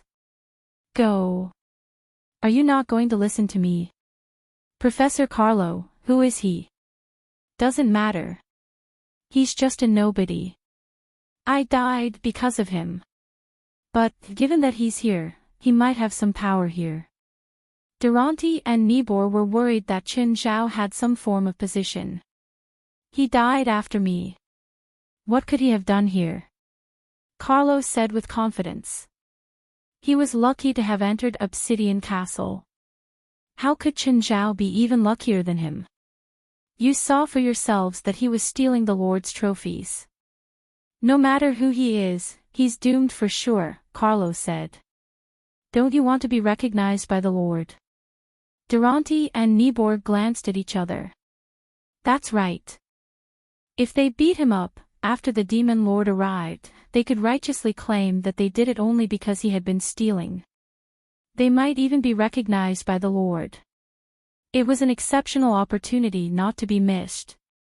After they heard Carlo's words, they looked at Chen Zhao with an evil smile. Go. Even if you kill him, I'll take the responsibility, Carlo said, fully confident. Carlo had just received Haibo's recognition, and now he felt as if he already owned the world. Durante charged forward impatiently. However, the only thing that welcomed him was Chen Zhao's fist. Bang! Durante's spirit broke up at once. However, very quickly, it converged again. Chen Zhao looked at his hand. He had forgotten to use magical power. Professor Carlo, look at how popular you are wherever you go. Where did you get those 2 followers? Chen Zhao looked at Carlo, smiling. Cut it out. It's too late to act friendly. Carlo felt that Chen Zhao was begging him for mercy. Nonetheless, Carlo viewed Chen Zhao as an absolutely irreconcilable enemy. How could he let Chen Zhao off? You're going to die today. Great. I would love to see who's going to die, Chen Zhao said with his arms crossed. Durante and Nibor charged up again. This time, Chen Zhao channeled some magical power to his leg. He lifted his leg and kicked Durante's groin. Durante gave a miserable scream and knelt on the ground. Covering his groin, he moaned in pain. Nibor attempted to sneak attack Chen Zhao. However, Chen Zhao punched out and half of Nibor's shoulder was gone in an instant. This time, it did not heal. Nibor also collapsed and groaned in agony. Carlo's expression changed drastically. Why is this asshole still so powerful in hell? But it was useless. This was hell, not the lawful human world. Here, demons were the true rulers. No matter how strong Chen Zhao was, could he be stronger than the demon lord? Look at the enormous dragon which flew past just now. It was the madam. Given how mighty the madam was, the demon lord was definitely stronger. Help! Help! Carlo shouted. As long as he could attract the attention of other demons, and perhaps even the demon lord, Chen Zhao would be doomed for sure.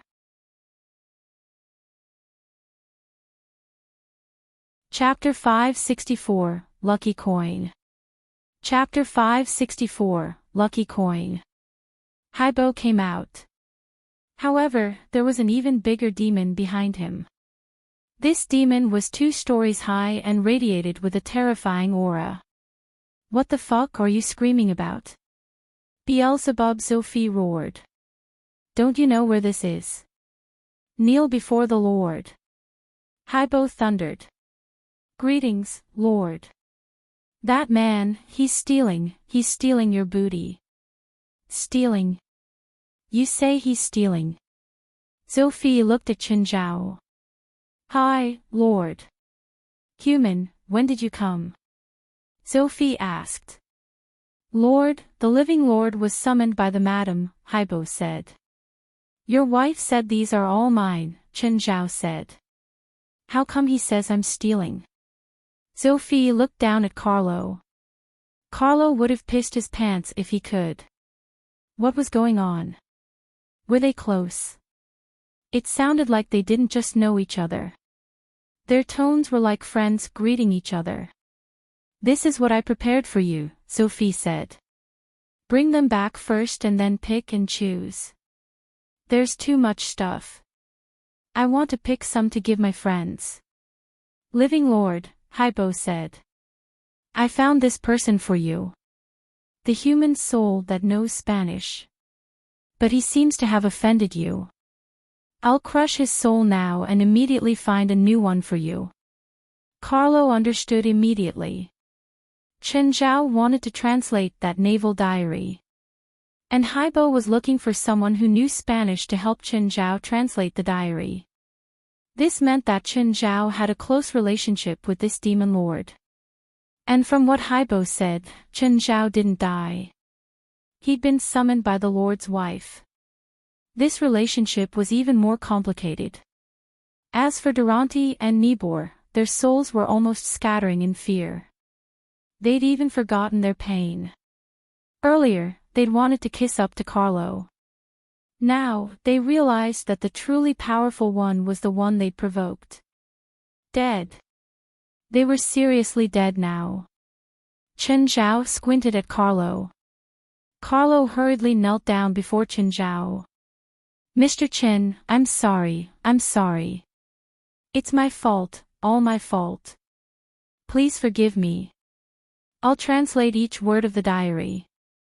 No, I'll translate it into Chinese. Qinzhao considered it. Carlo's knowledge went without saying. He knew Chinese too. If he translated it into English, there might be places that Qinzhao couldn't understand.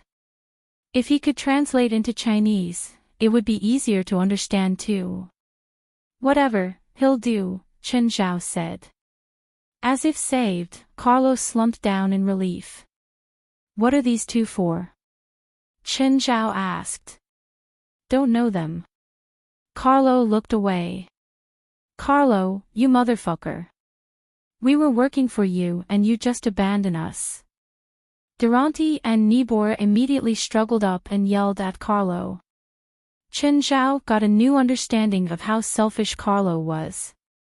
He didn't like Carlo before. His dislike grew even more now.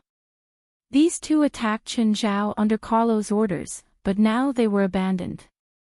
You two, come over, Qinzhao said. Durante and Nibor went over to him. What did you two do when alive? Lord, I was a bus driver, Durante said. Why are you in hell? Hitting my wife. Kill him. Qinzhao flipped Durante over with a kick. Ah! Haibo came over and crushed Durante without wasting any time. I hate men who hit their wives. Qinzhao looked at Nibor. What about you? I didn't hit my wife. I didn't even get married, Nibor hurriedly said. I just was in a gang. Nibor wasn't sure if Qinzhao would kill him for this. What business? We just took protective money, Nibor mumbled. And? What kind of modern gang only charged protective tax? This wasn't the 80s or 90s. No one would pay the tax either. And, sold some firearms, Nibor said, head hanging low. Qinzhao touched his chin. Where are you from? Australia. Do you have sources for firearms in America? Qinzhao asked. Lord, you want to buy firearms? Yeah. Yes, of course. Actually, my source is American. Good, Chen Zhao said. Come back to the living world with me. Ha! Back to the living world. What, you don't want to? Then just stay in hell. Yes, I'm willing to go back. He didn't even have to think to know what to choose. If he stayed in this demonic hell, he could be eaten at any time. It was better to go back. He might be enslaved, but at least Chen Zhao was human. Mr. Chen. What about me? Do the translation first. Get one word wrong and I'll crush you and put you back together. Chen Zhao didn't like Carlo. In fact, he hated the man, so he wouldn't keep Carlo by his side. Human, I have something for you, Sophie said. What? Chen Zhao asked curiously. Sophie took a box out. It contained a few gold coins. Chen Zhao's pupils constricted. Substitute coins. He was clear how valuable substitute coins were and what they could be used for. There's only one in here, Sophie said. But it's useless for you now. Why? Substitute coins can only be used for weak individuals. You're strong now. It can't be effective on you. Fine, he wouldn't use it if he couldn't. But even if he couldn't, he could still give it to Fei Lai. What are the other 3 coins? Lucky coins, Sophie said. Keeping the coin with me will bring me good luck. No. Put a drop of blood onto it when you need good luck. Then, the coin will give you a certain amount of luck in one aspect. This thing must be something you can do. If you can't do it, the lucky coin won't help you accomplish it either. It should be more useful for you, right? Chen Zhao asked. The stronger you are, the less effective these special tools are. The lucky coin can only bring temporary luck. It won't make your wishes come true.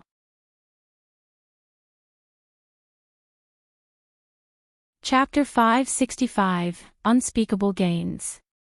Chapter 565, Unspeakable Gains. Which means it's pretty much useless for me. Yes, Beelzebub, Sophie said. I used a lucky coin 2,000 years ago. What happened then? What did you gain? I trampled a plague rat which had been stealing my treasures. Before that, I hadn't managed to catch the rat. That time, I was about as strong as you are right now. Chen Zhao was speechless. Lucky coins seemed to be totally useless to him. Never mind. It's a magic item, after all. Let's keep it. Carlo and Nibor stared at Chen Zhao. They regretted even more. Chen Zhao clearly had an extraordinary relationship with the Demon Lord. The Demon Lord even gave him such precious items as a gift. Ordinary beings couldn't even imagine them. By then, Carlo also understood why Chen Zhao was uninterested in the things in that ancient ruin. If Chen Zhao really wanted something, he could just come to hell. What could he not get? Just then, Oris came towards them from inside. Human, we've prepared a feast for you. Quick, follow me. Don't tell me it's things like evil spirit soup, human bone dish, or human skin stew again. Don't worry. Not this time. I know you don't like them. When Oris prepared a meal for Chen Zhao last time, he was almost disgusted to death. Chen Zhao even suspected that Oris had done it on purpose. Anyway, the meal this time was not half bad. Nibor had been following Chen Zhao. As Chen Zhao ate, he turned his head and asked, "You want some air? Can I?" He's just a petty spirit. All the dishes here contain demonic power. Take one bite and he'll be gone forever, Beelzebub, Sophie warned. Helpless, Chen Zhao patted Nibor's shoulder. Don't be sad. You won't die if you don't eat them. Oh wait, you're already dead. Chen Zhao spent 24 hours in Obsidian Castle. He went to a few places that he had not been to. While it was not his first time here, the castle was huge. There were indeed many places he had yet to visit. Of course, some places were rather anti-human. For example, there was a torment oven. Souls that had fallen to hell for deception would be tossed into the oven and cooked with hell water. In the end, they would be refined into the breath of the bewitcher. Chen Zhao had no clue what that was, but he felt that surely it couldn't be a good thing, given that it was extracted from deceitful souls. After 24 hours, Chen Zhao returned to the human world.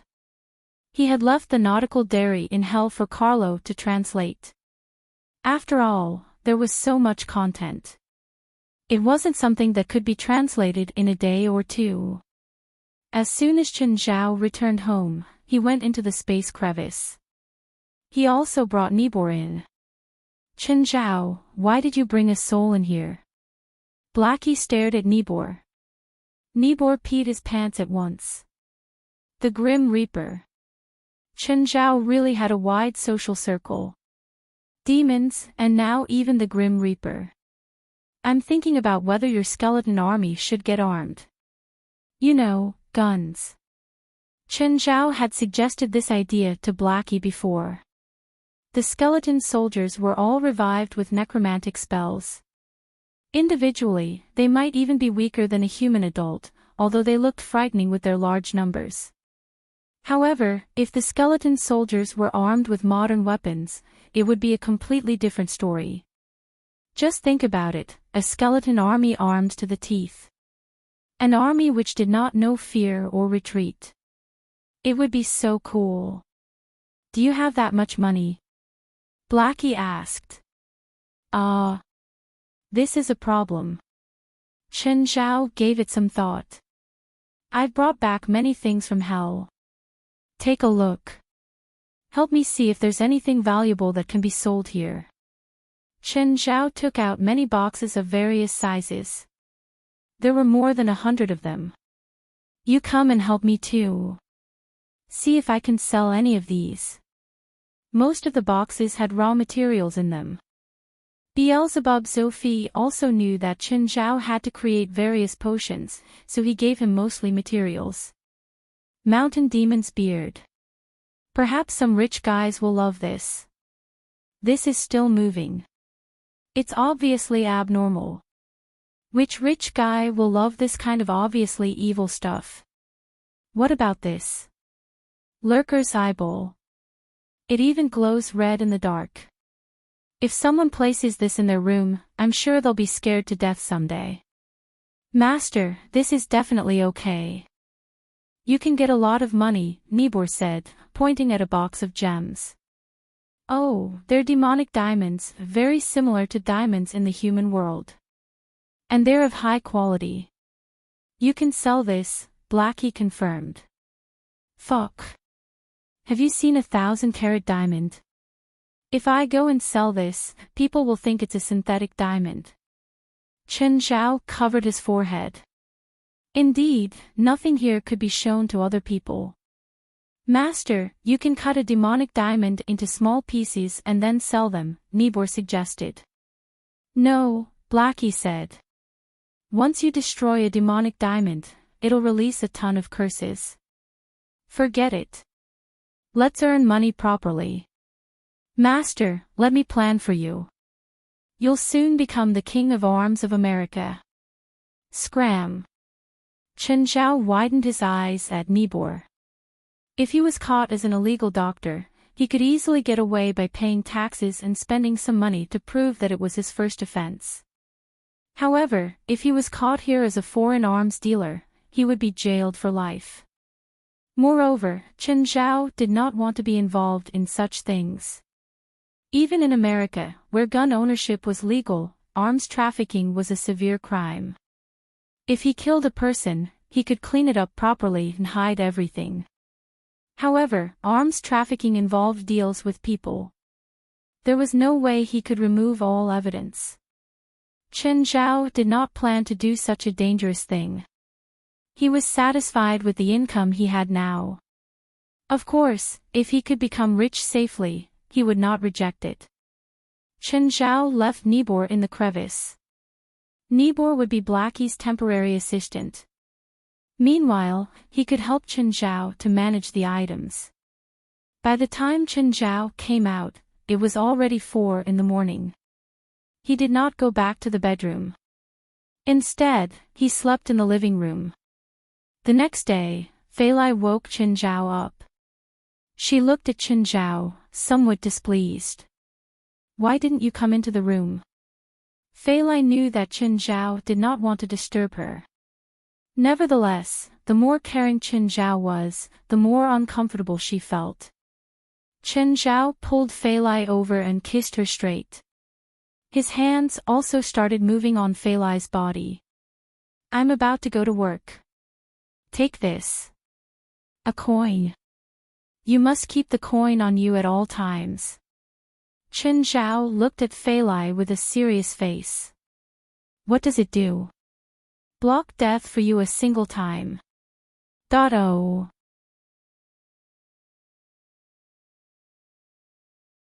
Chapter 566, Learn Finance and then Cultivation.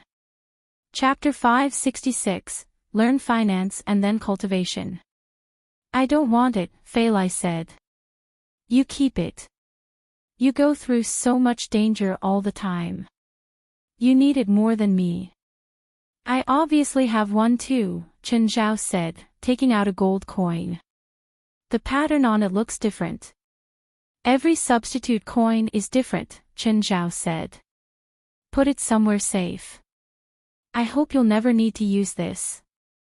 Okay. 1 hour later. Chen, if you don't stop, the coin will be used right now. Kyla, I produced the ointment. Do you and Fanny still need it? Chen Zhao was calling Kyla. Yes, how many bottles did you make? I want it all. Hearing Chen Zhao's words, Kyla bought it all in excitement. Even though it was very costly, she definitely wouldn't lose anything by buying it. She could use it herself or give it to her family. The ointment had a great effect. Plus, it was very rare. You couldn't buy it just because you had money. Having a few bottles with her, it was better safe than sorry. I'm sorry, I can only sell you 2 bottles, Chen Zhao said. Why? Kyla asked. Did you only make 2 bottles? You want to heal the burn on Fanny's hand, right? If she uses it, she only needs 1 bottle. It's not enough at all, Kyla said. Her burn needs at least 3 bottles. Just using the ointment constantly, you'll definitely need 3 bottles, Chen Zhao said. But you can pair it with my treatment and save 2 bottles. How much will your treatment for Fanny cost? 2 bottles of ointment and the treatment for Fanny, $500,000 in total. Can you accept that? Sure, Kyla answered easily. When she'd visited Fanny a few days ago, she'd been frowning at her burned hand. She kept asking when Chen Zhao could produce the ointment too. Are you at home tonight? Fanny and I will come over. You want to come over? Chen Zhao asked. It's not that troublesome. It's just acupuncture to stimulate the pores on the palm to absorb the ointment. You don't need to stay the night. It's okay. Fanny and I don't have much to do these days. Then, sure. Chen Zhao put down his dumbbell and then swam to the internal alchemy in the center of the lake. He sat down to meditate. He would practice the Qingyi manual whenever he had time.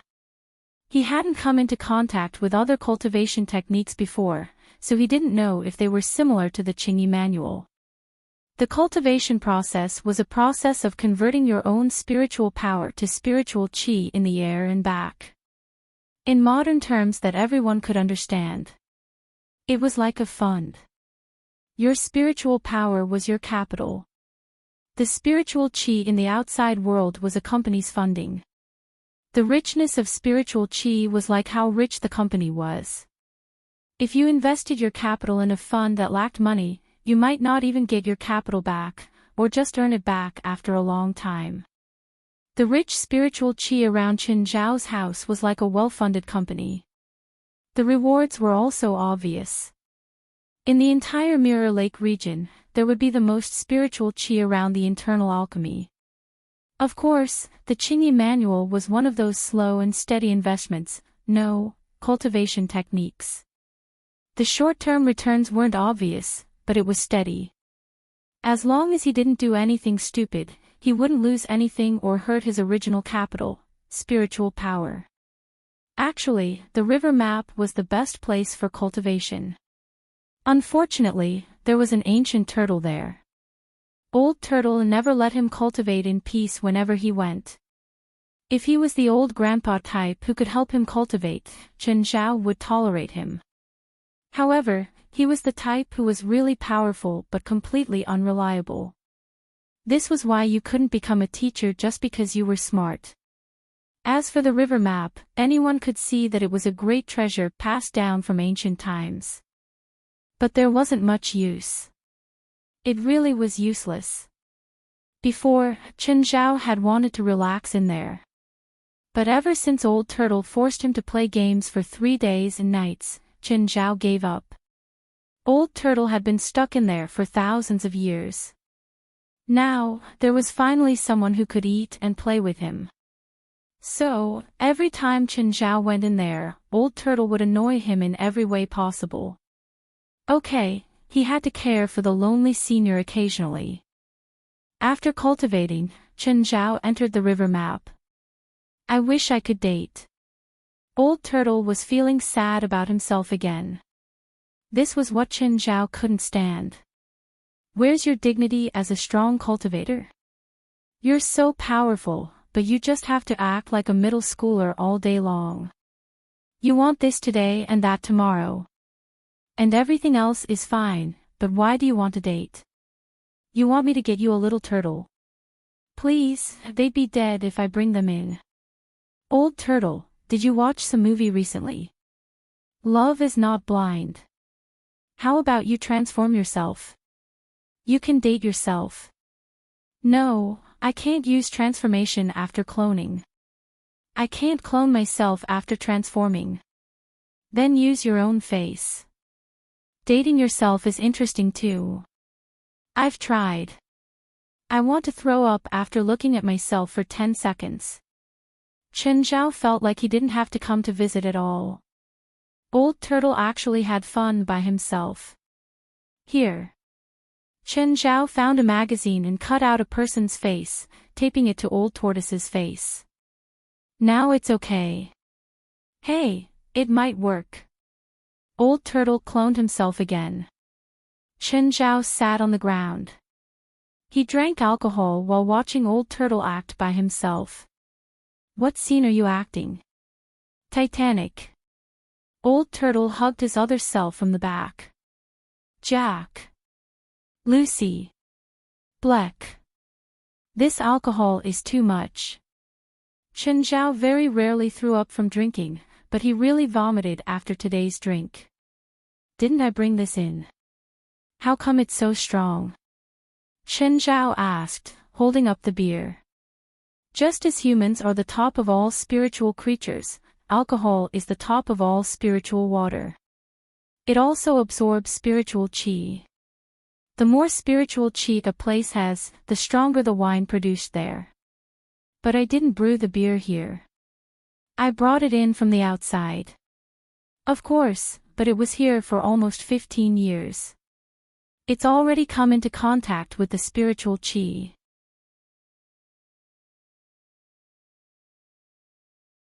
Chapter 567, Alcohol that can make sadness flow into a river. Chapter 567, Alcohol that can make sadness flow into a river. This beer can't hurt anyone, right? It won't hurt you. Spiritual qi only benefits people. It won't hurt anyone. Qin Zhao's head kind of hurt, but his mind was extremely clear. The sweet alcohol entered his throat, hot but not burning. A fragrance poured out without an endless aftertaste.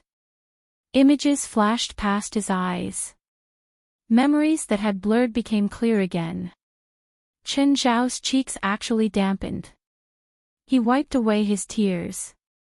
What? I became so emotional after drinking this. Your spiritual power isn't bad. If a regular person drinks it, they'll probably dissolve into tears. You're sure drinking this won't kill anyone? Of course. It's not fake alcohol.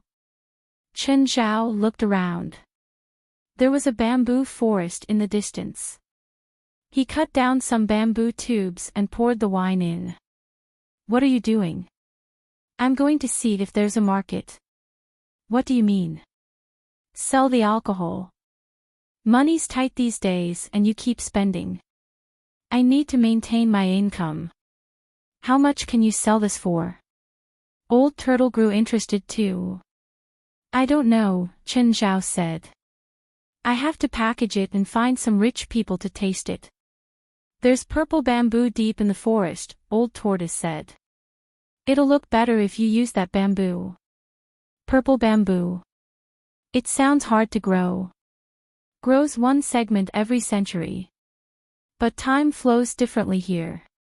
As long as you don't chop them all down and only cut down one or two every time, you'll be able to maintain it. The two worked for a while. The purple bamboo was very sturdy. Chen Zhao couldn't even hurt it with his bare hands. In the end, he had to add magic to the bronze sword and chop with it. Name it, Chen Zhao said. Old Turtle wasn't cultured. He thought for a long time and could only think of things like divine wine, spiritual wine. Chen Zhao was speechless. Uncultured people were scary. Just call it purple brew. How is that name better? What's bad about Old Turtle divine wine? Great, but we don't have an Old Turtle in the wine. Chen Zhao made 10 purple bamboo tubes and poured wine into it. He'd planned on brewing wine from the grapes in his backyard anyway. If the purple brew could sell for a nice price, he'd set up a sales channel. This way, he'd have another source of income. Old Turtle unwilling carved the words on in classical Chinese, purple brew. Halifa, how about we eat dinner together? Halifa Oliver frowned. Why was this old guy inviting him today? She was angry just thinking about the last time. Stephen had obviously gotten Hutchinson-Gilford syndrome, but the next day, he said that he wasn't sick. It was just a trick to see her reaction. Halifa didn't know how Stephen did it, even tricking the doctors. But with Stephen's wealth, it wasn't completely impossible. However, Halifa was still caught up with this. She didn't want Stephen to die, but she was even unhappier seeing how comfortable and relaxed Stephen was.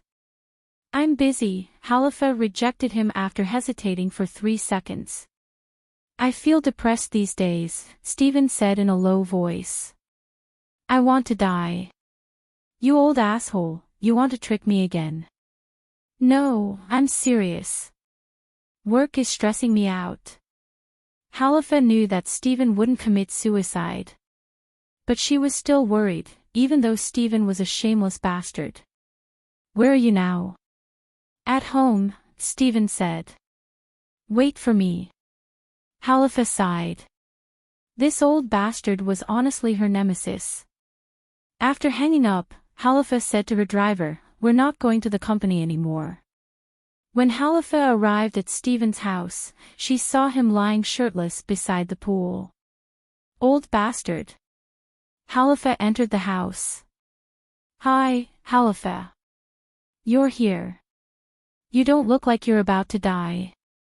I said that I want to die, not that I'm going to die, Stephen said matter-of-factly. Sit down and drink a glass. We haven't drunk together in a long time. Halifa studied him. Stephen seemed to have drunk a lot. He smelled of alcohol. Stephen never drank alone. Whenever he was unhappy, he would find someone to drink with them. When they were still together, Stephen would ask her to drink with him. After they divorced, Stephen would go to his friends. He really did have something on his mind. This was why he called Halifa over to drink. Just then, a commotion sounded outside the door. Why can't I go in? You can't go in. How can you stop me? Ah! Two pained cries came from outside. When Halifa and Stephen heard it, they both got up and went to the door. Then they saw Chen Zhao standing there. Two guards lay on the ground. Ah! Would you believe me if I said they hit me first? Chen, how come you're here? Stephen looked at Chen Zhao in shock. Halifa looked at her bodyguards on the ground, expression uncomfortable. You did this. Halifa, Chen is my friend. Stephen was a bit worried that Halifa would do something to Chen Zhao. He knew how powerful Halifa was. Your guest. Chen Zhao looked at Halifa and then said to Stephen, I came to give you some wine. I brewed it myself. You can try it. Stephen looked at the bamboo tube in Chen Zhao's hands. There was a shiny film on the surface. The bamboo had a mistiness. Instead of wine, it looked like it contained chemicals. I won't disturb you anymore. Bye. Chen Zhao handed the purple brew to Stephen and then went back to his car. Ah. Is this drinkable? Halifa looked at the bamboo in Stephen's hands. Stephen didn't think like her. Chen Zhao's wine definitely wouldn't be bad. The instant he opened the bamboo, an extreme fragrance spewed out. Then all his memories with Halifa flashed past his eyes. And then he started crying. A strong yet complicated feeling kept growing in his heart. Standing beside Stephen, Halifa also couldn't stop crying. She thought of how she met Stephen, became close, dated, and then divorced. All the ups and downs seized her heart in seconds. Right then, the guard on the ground suddenly stood up. Wow, I need to go find my wife. I miss her. I need to go find her. Boss, I need to take leave.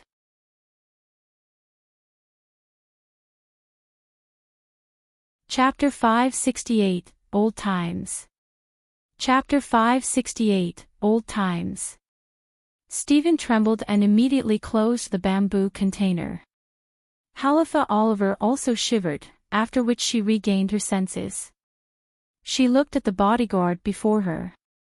The other bodyguard was much quieter. Their reactions were completely different.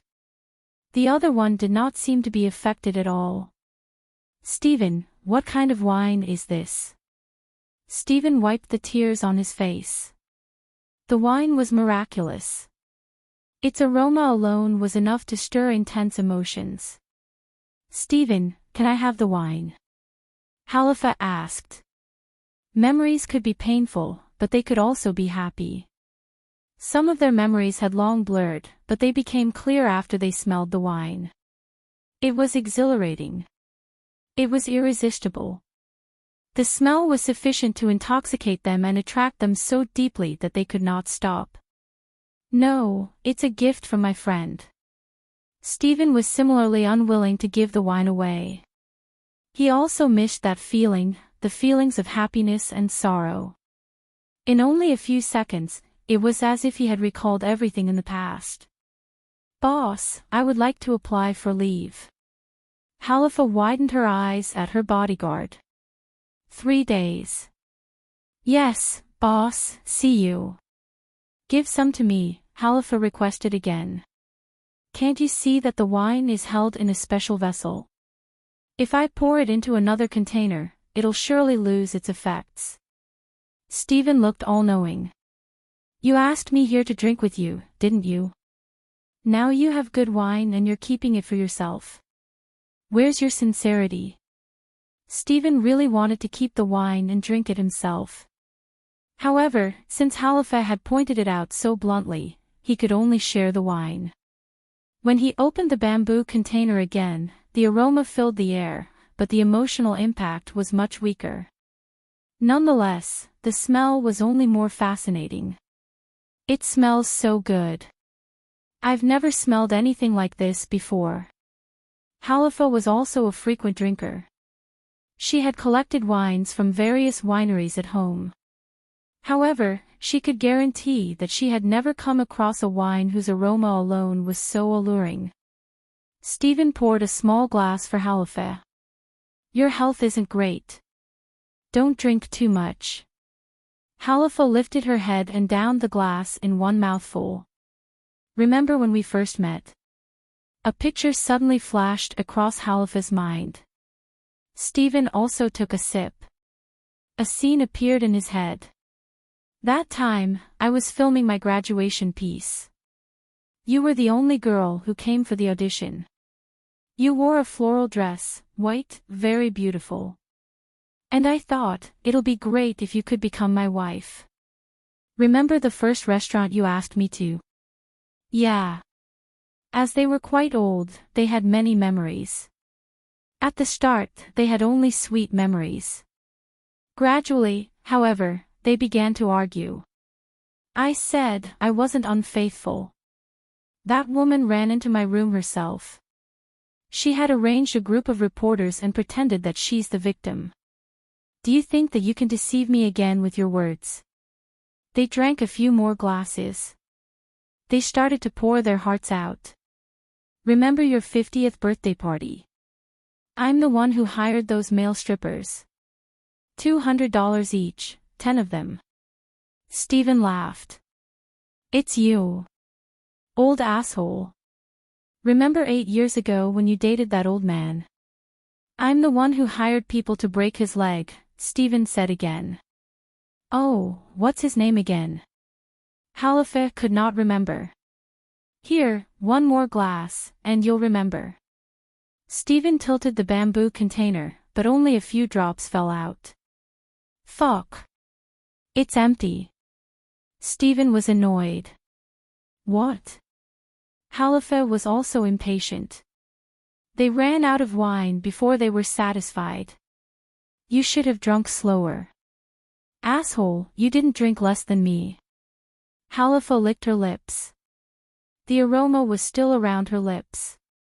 It was mellow and not intense. It would cause emotional fluctuations, but no headaches. Ask your friend to give us 2 more. Stephen's eyes lit up. Right. Stephen called Chen Zhao. Hey, Chen. Stephen, what's up? Chen, I've finished the wine you gave me. Give me 2 more bottles. No. I've only made a few bottles, and I need to give some to Rasfa, Zola, and my other friends. Don't say how close we are. I can only give you 1 bottle. What? Just 1. You might as well not give me any. Who gives presents like this? Stephen cursed. Rasfa's quit drinking. Give me his share. You're my friend, so is he. There's no way I'm going to give you 2 and not give him any, Chen Zhao answered. If you still want to drink, go find someone with the wine. Yeah, I can go to Rasfa's for the wine, Stephen thought. I'm going to Rasfa's. Are you coming with me? Stephen asked. Yes, of course. Fuck. Give me my wine back, you thieves. Rasfa screamed loudly. I've only had 1 sip, bastard. After Rasfa had taken his sip, he was still enjoying the sweet aftertaste, thinking about those unforgettable times. However, by the time he realized it, Stephen and Halifa had already finished half of the wine. Rasfa, when have you become so stingy? It's just a bottle of wine. Just a bottle of wine. It's Chen's wine. Don't you know how precious his wine is? Rasfa attempted to snatch the wine, but Stephen would not let go. The two grappled with each other and eventually knocked the bamboo container onto the floor. They began arguing loudly. In the end, they only stopped because of Halifa. Someone, come and clean the living room. A maid walked in. Her eyes were red and her face had clear tear marks. What's wrong? Did someone bully you? Sir, nobody bullied me. I just recalled the times when my grandmother was still alive, the maid sobbed. Has the wine been enchanted with magic? Halifa said, amused. Stephen and Rasfa widened their eyes at each other like two roosters. They were still blaming the other for spilling the wine. Now, none of them could drink. No, we have to get more from Chin. Chin said that he doesn't have a lot himself. He's giving each friend just one bottle. Wait, I think he said he's giving one to Zola. Let's go and find Zola.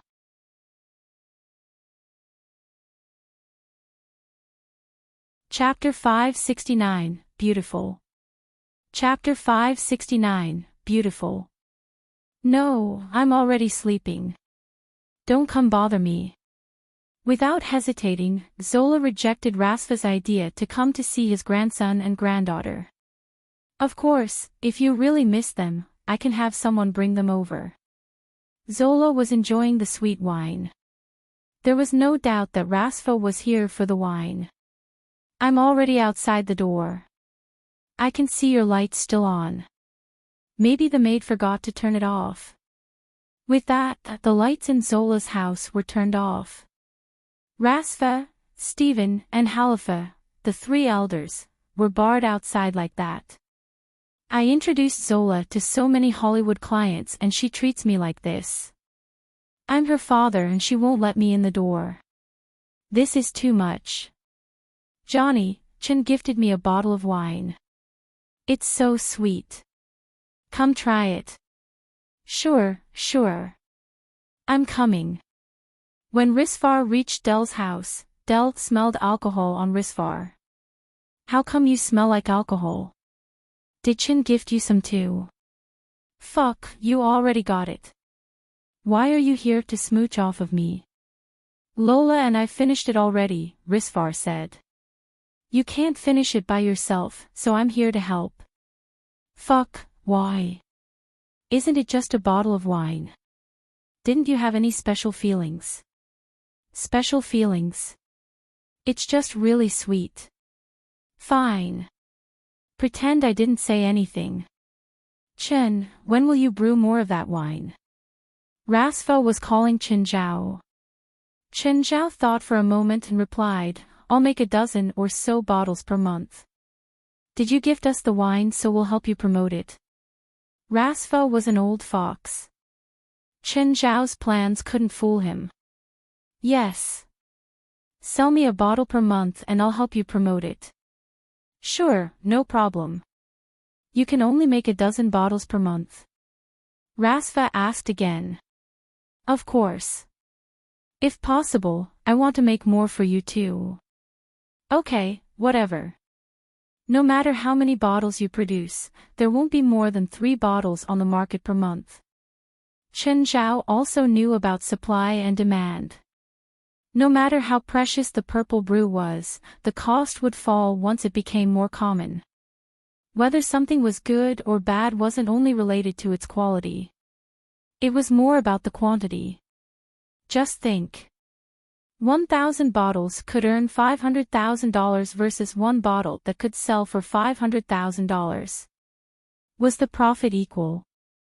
Stephen said he wants to help promote too, Rasfa continued. Oh. But we need stuff to promote, right? Then you shouldn't have drunk all the wine. How about you sell it all to me?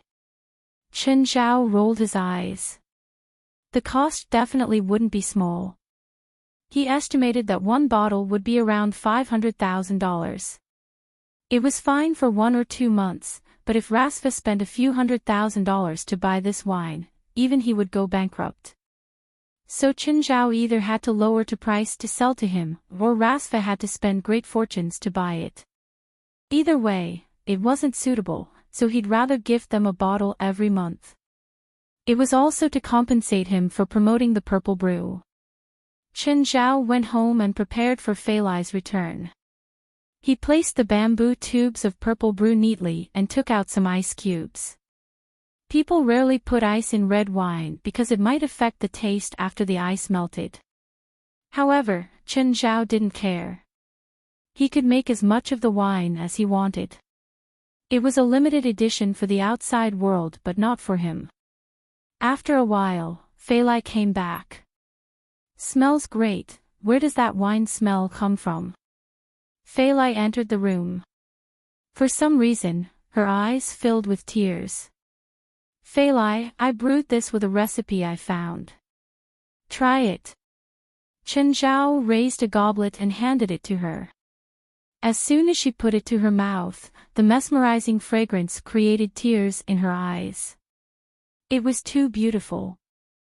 Feilai felt moved as if seeing flowers bloom in spring and icebergs melt, allowing everything to be reborn.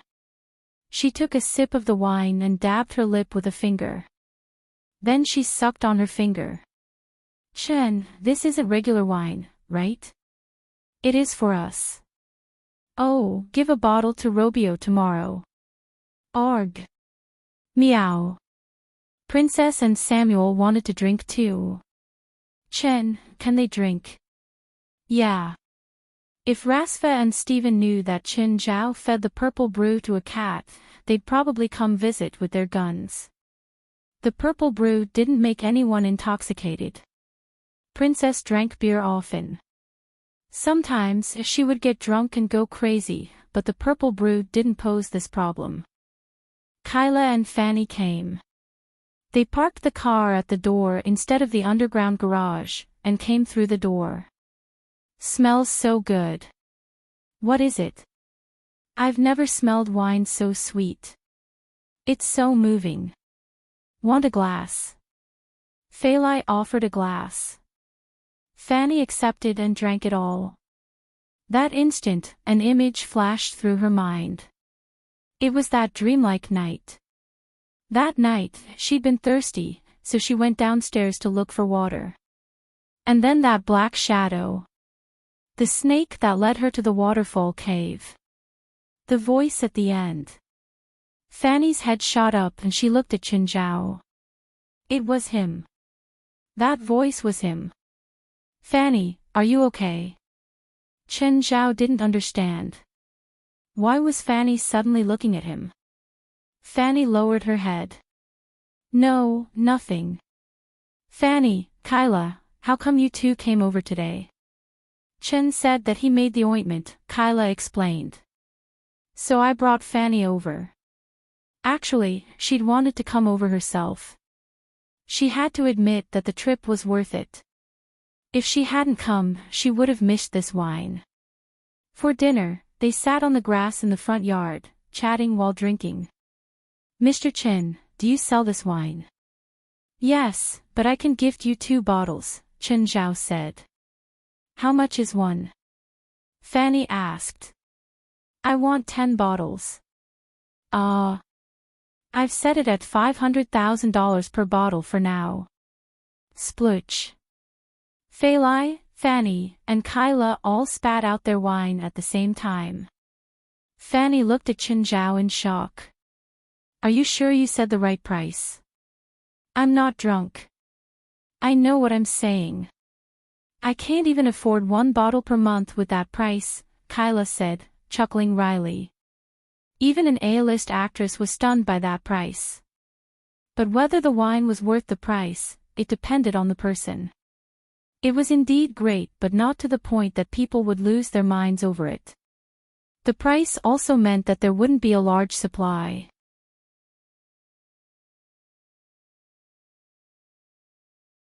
Chapter 570, Best Friends. Chapter 570, Best Friends. Full and satisfied, the 3 ladies jumped into Mirror Lake. Usually, Feilai was a very careful person. But she knew that there would not be any danger in Mirror Lake. It was indeed much safer than Angel Beach. Why is there a big stone there? The 3 of them climbed onto the stone. Immediately, they felt completely refreshed. An indescribable feeling erupted in them. Fanny suddenly closed her legs, her face flushed. Luckily, Kyla and Feilai did not notice her weird behavior. The 3 ladies lay on the stone in a triangle. "It's so comfortable. Feilai, I really envy you." What's there to envy about me? Actually, I envy big stars like you, Phalai said with a smile. In fact, Phalai was not interested in becoming a celebrity. Last time, she went to visit Steven's crew. Steven asked her if she wanted to play a small character. Although the scene would last only a few seconds, Phalai still rejected. It was a female killer in the Mexican gang. She would rake the protagonists with a machine gun. Fanny touched the stone with her hand. It was a unique feeling. It was extremely comfortable. It was like the younger her holding her mother's hand. It was warm and soft. It was also like her father's hug before she came to LA. It was kind and generous. Fanny had no idea where that feeling came from. Hey, Fanny, what are you thinking about? Aw. Nothing. Phalai, Chen's strong, right? Kyla stared at Phalai with a teasing look. When Phalai heard that, she flushed at once. She lowered her head and muttered, yeah. Phalai, why are you red?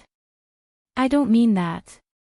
Phalai was stunned, but she immediately realized that Kyla was teasing her. Then can your boyfriend satisfy you? Phalai fought back. If he can't, I don't mind asking Chen to help you. Kyla rolled her eyes. I don't have a boyfriend. Stop lying. How is that possible?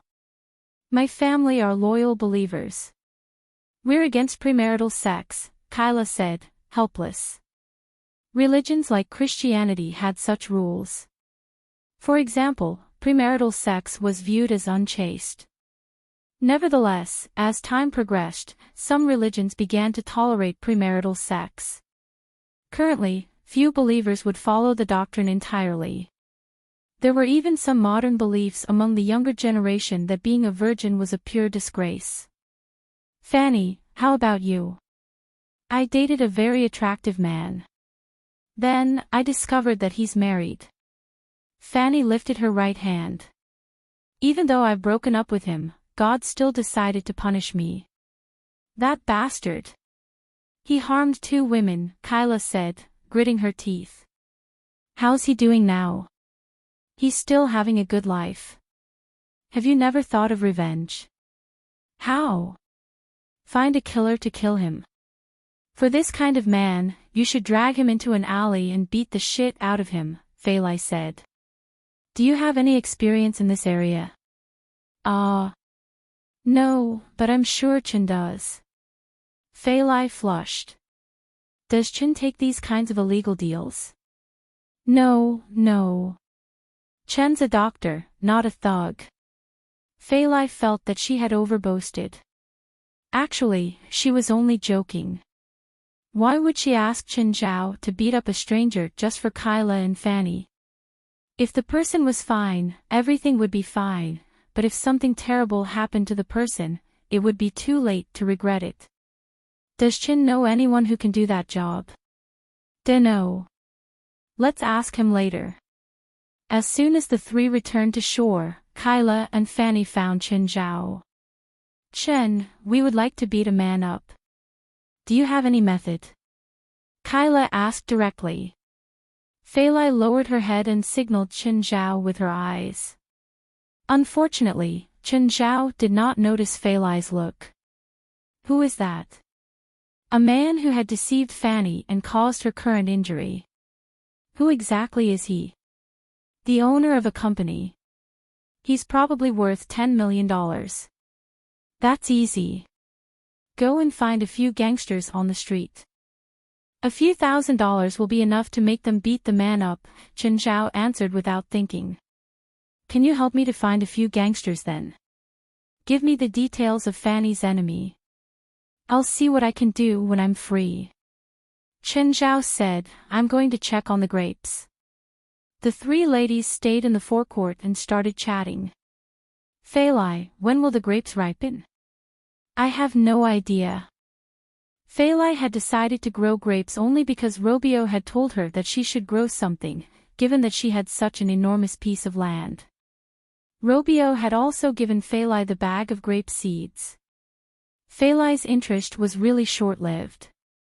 In fact, it would take at least 3 to 4 years from planting the grape seeds to making wine. Grape trees in the first 3 years would produce sour fruits that had little sugar. They would not be suitable for making wine or consumption. Some major wineries would not even use grapes from trees younger than 10 years old.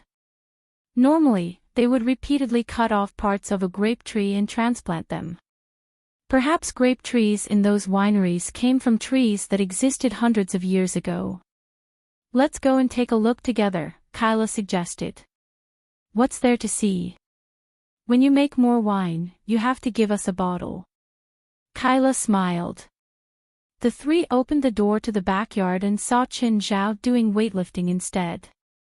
When Chen Zhao saw them, he immediately dropped the barbell. "That's a huge barbell." Kyla and Fanny looked at Chen Zhao's barbell, shocked. "How heavy is it?" "A few 100 kilograms," Chen Zhao replied casually. "I don't think it's only that," Kyla said. "It looks huge, but it's actually not as heavy as you think," Chen Zhao said. "It was a movie prop. When Steven filmed him on that time, I took it from the crew." "Why would you do that?" "For Princess to play," Chen Zhao answered. "Even if it's just a few 100 kilograms, it's still incredible. I think the world record is only around 300 kilograms. Fanny said. "It's different." Chen Zhao shook his head. "Weightlifters have to raise it overhead for 3 seconds. I'm only practicing grips."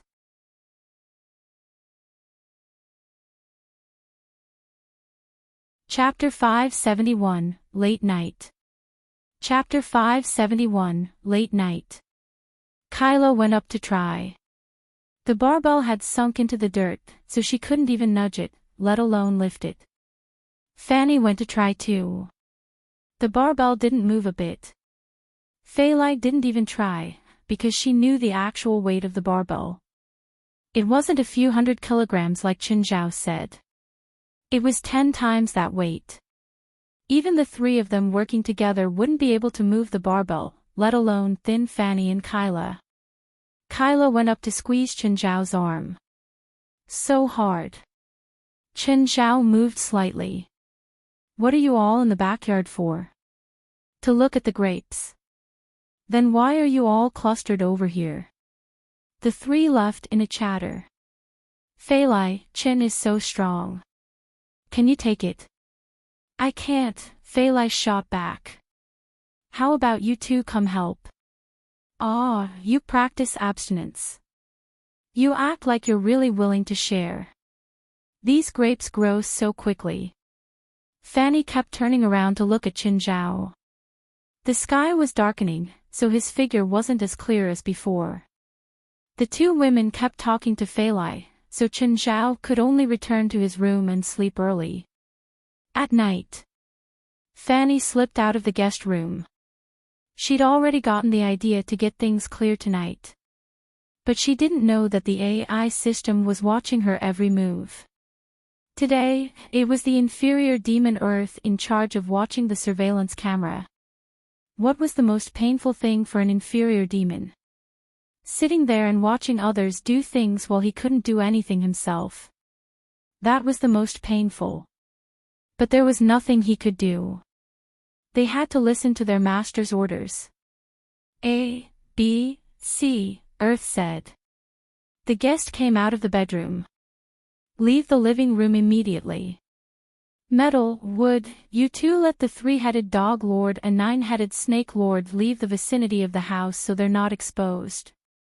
Other nearby inferior demons, be careful. Don't get seen by the guest." By now, Fanny had gotten downstairs, but there was nothing in the living room. She walked to the front yard. An ivory moon rested in the sky above the river, reflecting in the water. The view was beautiful. Fanny was already a bit dazed. It was the kind of scene that could only be photoshopped or in a movie. It was so unreal and yet truly existing. Fanny looked away and went to the waterfall again. Mr. Snake, are you here? Unfortunately, the cave was empty. Fanny was disappointed, but she still believed what she'd seen. That night hadn't been a dream. It had truly happened. Because the moment she drank the purple brew, she clearly remembered that night, even the little details. Next day. Kyla, Fanny, won't you stay a few more days? Fanny reacted a bit slowly and Kyla tugged her. No, Kyla said, smiling. We won't disturb you two anymore. In the end, they were outsiders. They couldn't actually live here and disrupt Xin Zhao and Fei Lai's life. Okay. Come over when you're free. We will. Kyla and Fanny drove away. Fanny opened the car window, enjoying the breeze. The air was cool and fresh on the suburban highway. But Fanny sat unhappily in the car. Fanny, what's wrong? Kyla turned to ask while driving. Nothing. Fanny still hadn't moved on from that event. She wanted to thank the snake. She felt that the snake had once healed her palm and reduced her pain. But she couldn't see the snake again. Did you get up last night? Yes, Fanny replied. Did you see anything? Kyla asked. No, nothing. Fanny pouted and continued sadly, it's just like a regular house, but don't say anything. I know what I'm doing. I didn't plan on saying anything, Kyla said. Actually, when I smelled the wine yesterday, something flashed past my eyes. I remember clearly what I saw last night, so I believe Chen and Fei Lai are hiding something from us. You remembered something after smelling the wine too? Yeah, you too. Yes, I did too. Fanny nodded. So you really won't be able to find anything. They must have precautions. But their precautions aren't completely flawless, Fanny said.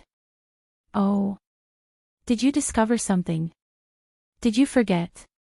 Chen had picked up that barbell before. It's indeed shocking to lift a few hundred kilograms, but just like he'd said, that isn't even the world record. That's not a few hundred kilograms, Fanny said. That's more than 5,000 kilograms. What? Kyla exclaimed. That's impossible. It's incredible, but it's the truth. I looked at the barbell's material. It's standard alloy steel, the metal used by the Olympics. I'd studied molecular material in college. If I can't even recognize this kind of common material, I would have completely wasted those studies. But that's 5,000 kilograms. 5 tons. It's shocking, right? Fanny looked at Kyla. So, if it's only from strength, then Chen is definitely a Superman. So, if he himself is a supernatural existence, then raising some supernatural pets seems to become logical, right? But we can't prove our belief. We don't have any direct evidence. We don't need evidence, Kyla said. Only the two of us need to know. Or do you want to publicize this? It doesn't benefit us and we'd lose 2 friends. Okay, I just wanted to prove that I'm right. Anyway, we'll have a chance in the future. We don't need to get an answer now. When we're close enough with them, they might tell us more secrets. There's no rush. Compared to the impatient Fanny, Kyla was more mature. Mirror Lake is such a nice place. Sad that Chen won't let us build another house here. They clearly don't want outsiders to discover their secret. The wine is so sweet. Fuck, put the cap back on. Don't let the smell escape. It'll affect the taste and quality.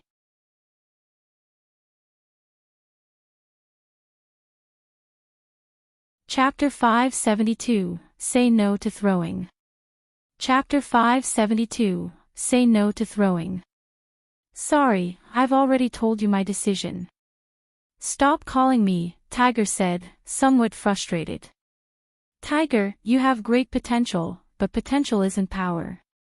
Even if you don't agree to our terms, we can still make you lose in the ring. By then, you won't get anything. The voice on the other end was gloomy and threatening. Do whatever you like. I'm not scared of you.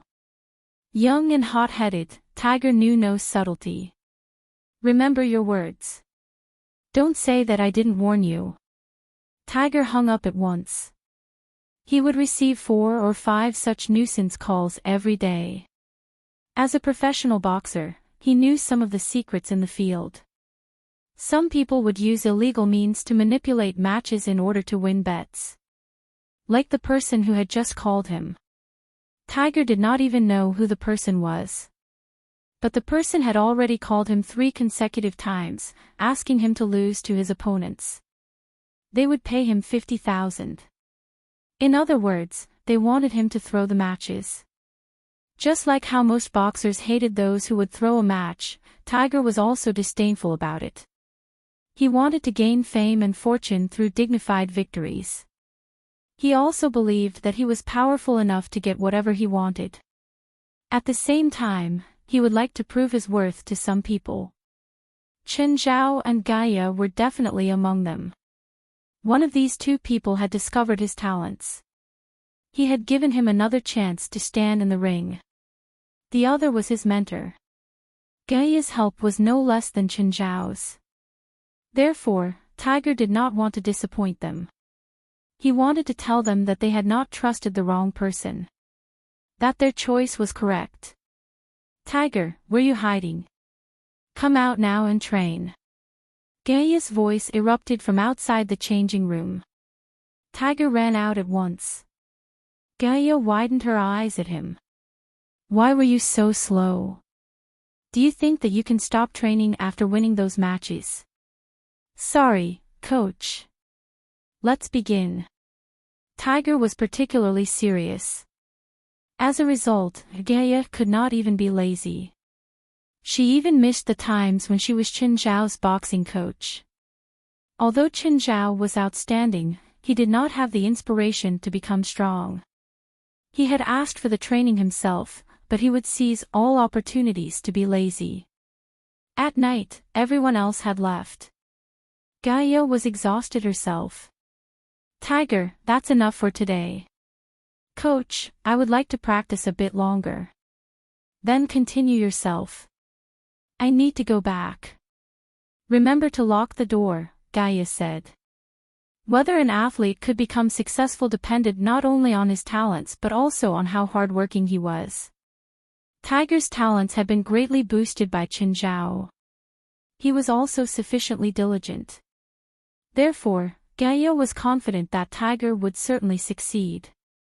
He would become a superstar in international boxing, starting from the BBL competition this time. He would conquer all enemies with his strength. Tiger only started to pack up when it was almost 11. He locked the door for Gaia. This was one of his benefits as Gaia's student. He could use the fitness center whenever he wanted to. In fact, he had the plan of opening a gym himself when he got rich. Of course, he had to do it somewhere far away. He knew that Zamla Douglas had opened a gym upstairs. If he recalled correctly, Zamla Douglas had been beaten up by Chen Zhao right here. Tiger did not want to be jointly attacked by Chen Zhao and Gaia. They were 2 monsters. Even if Tiger could become the world champion, he would not want to be in the same ring as any of them. Tiger stood by the roadside, quietly waiting for the bus. He still had 0 income at the moment. All his expenses were supported by Chen Zhao.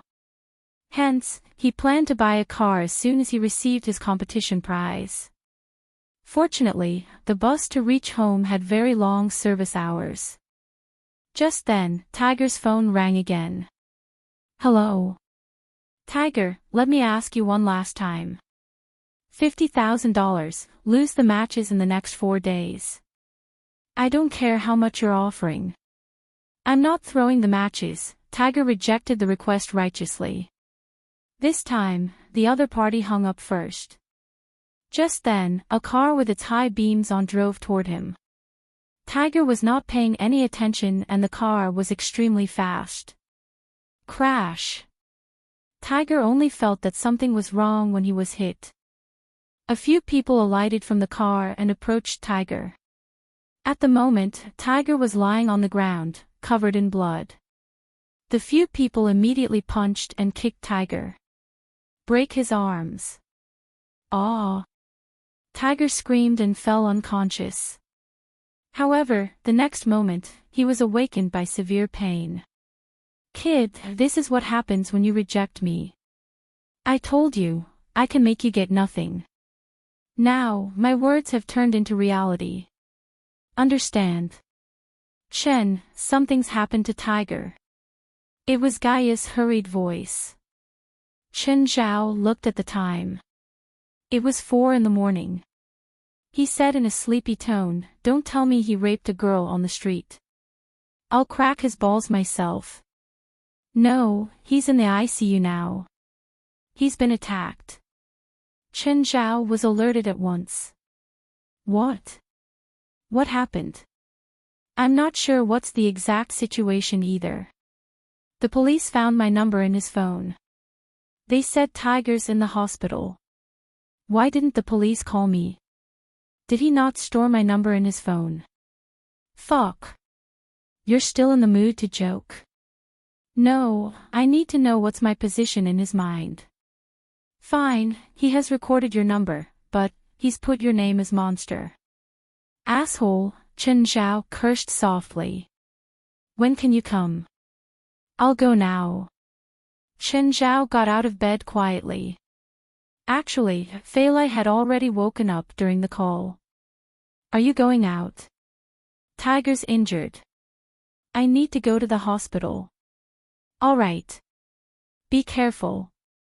Love you. Chen Zhao bent to kiss Fei Lai. Then, he hastily put on his clothes. When Chen Zhao reached the hospital, he realized that apart from Gaia, there was another familiar person outside the ICU. Hey, Ms. Sharon, what a coincidence. Chen Zhao opened his arms, planning to give Sharon a warm hug.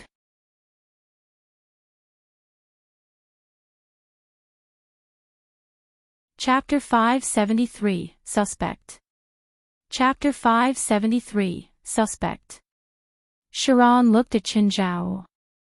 She pulled her gun out at him. If you take another step forward, I'll blast your brains out. Chen Zhao could only stop his movements. Sharon looked at him. Why are you here? Do I have to answer you? Chen Zhao glanced at Sharon and then turned to Gaia. Let's go out to talk. Clenching her jaw, Sharon asked, the person inside is your friend, right? Don't you want to catch the person responsible? I don't need you to worry. Chen Zhao waved his hand.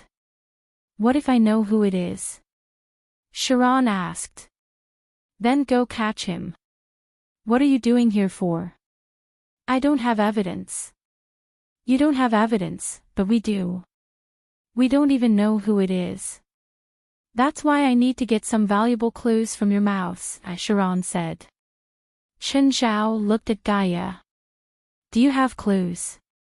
No, I got this officer's call and hurried over. What is your relationship with the victim? Sharon asked. I'm his coach, Gaia said. His boxing and fitness coach. Chen Zhao thought for a moment. I'm his sponsor. He was an illegal doctor. He wouldn't say that he's a doctor before a cop. Do you know if he has any enemies? What kind of enemies? Those who had conflicts with him. I hit him every day, Gaia said. Does that count? No. Chen Zhao looked at Sharon. You say you know who the guy responsible is. Can you tell us who did it? I don't know either, Sharon replied. You fucking with me? Yeah, and what can you do about it? Fine. You win, Chen Zhao spat. He didn't plan on going up against Sharon. He couldn't defend American cops. Any slightly bigger actions could get him arrested. Gaia, what exactly happened? I don't know, but I suspect that it's related to the bankers. What bankers? The bankers for the competition's bet, Gaia said. Is there a suspect? No. There are around 100 bankers and I'm not familiar with them. Tiger doesn't have any enemies. They wouldn't break his arms with a baton after crashing a car into him. Thud. Chen Zhao slammed a fist into the glass door. Sharon, standing in the distance, came over immediately. Looking at the glass on the ground, she said, "What are you doing?" I just leaned on the glass and it broke by itself. Thankfully, I didn't get too close. Otherwise, I would have gotten hurt. Chen Zhao brushed off the shards on his hands. Sharon glanced at the glass on the ground. The thickness of the glass door wasn't something that a normal person could break. Let's go talk over there. Chen Zhao pulled Gaia away. Sharon watched Chen Zhao's back, clenching her jaw. So, you're saying that you don't have any clue either? I can have someone investigate, but it won't be that easy. Chen Zhao touched his nose. Can we find the odds of those bankers? Gaia's eyes brightened. This wasn't hard to find out. After all, the bankers had to reveal their odds to the bettors. They couldn't hide it even if they wanted to, so their primary price was very easy to find. Wait, I'll call someone, Gaia said. You can find out now. It was only 5 a.m. Everyone was probably sleeping. This is when the gamblers are the most active, Gaia said. After a pause, Gaia put down her phone. Right now, for most of them, the odds for Tiger and his next opponent is 1.05 to 2.4. His rate is that much higher than his opponent. Chen Zhao was a bit surprised. Tiger KO'd all his opponents in the last 3 competitions.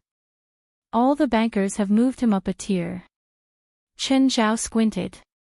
What if news of Tiger getting hurt is spread now? They'll start to adjust the odds or even lock the handicap. Then, what if I bet that Tiger will win? Chen Zhao asked. Would they refuse to pay up? Most bankers wouldn't, at least on the surface.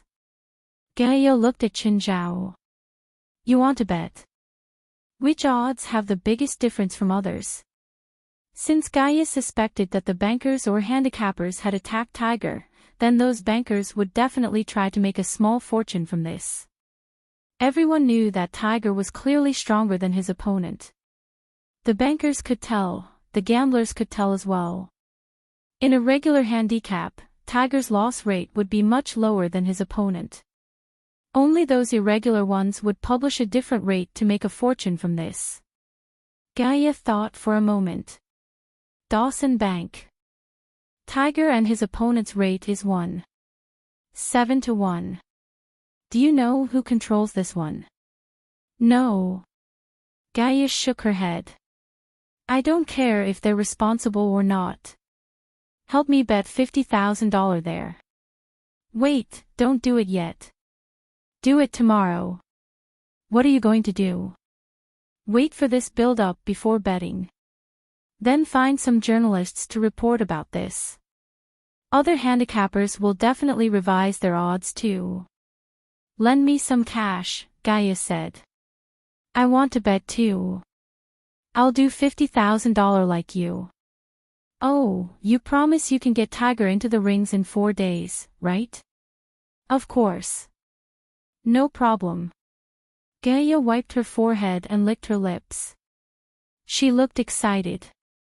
After all, this was a fortune.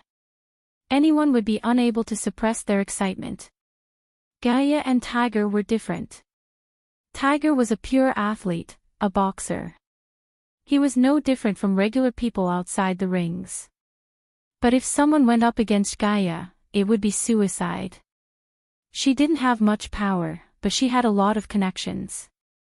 If she wanted revenge, the consequences wouldn't be much smaller than those gangsters. Are you sure Dawson Bank are the ones who'd attack Tiger? I'm pretty sure, Gaia said. It's not a normal handicap. Tiger is so strong, but they actually raised his odds. They wouldn't dare to do that unless they're sure Tiger would quit the competition because of this. Is betting that shady? Most handicappers are normal.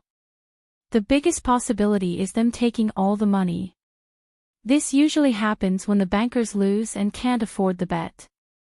But some bigger bankers would use all sorts of methods to get a higher return, such as controlling the result of the game. Tiger's attack is a classic example.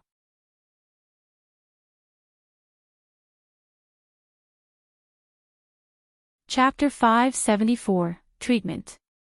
Chapter 574, Treatment. That day, all the newspapers and media in L.A. were filled with one headline: famous boxer attacked on the street. There were also a lot of pictures that proved how serious Tiger's injuries were. There was even an interview with his doctor that proved this news. Chen, Tiger's loss rate increased. How much is it now? 7.5 to 1. It seems lower than expected, Chen Zhao said. The highest it can be is 10:1. The current 7.5:1 is already really high, Gaia said. Buy it. Oh, and buy one for Tiger too. Then help him do the paperwork for getting discharged and bring him to my house. Okay. A while later, Gaia and Tiger arrived. Tiger had a cast on both arms. His face was covered in injuries and he had bandages all over. Mr. Chen. He started crying as soon as he saw Chen Zhao. No need to say anything.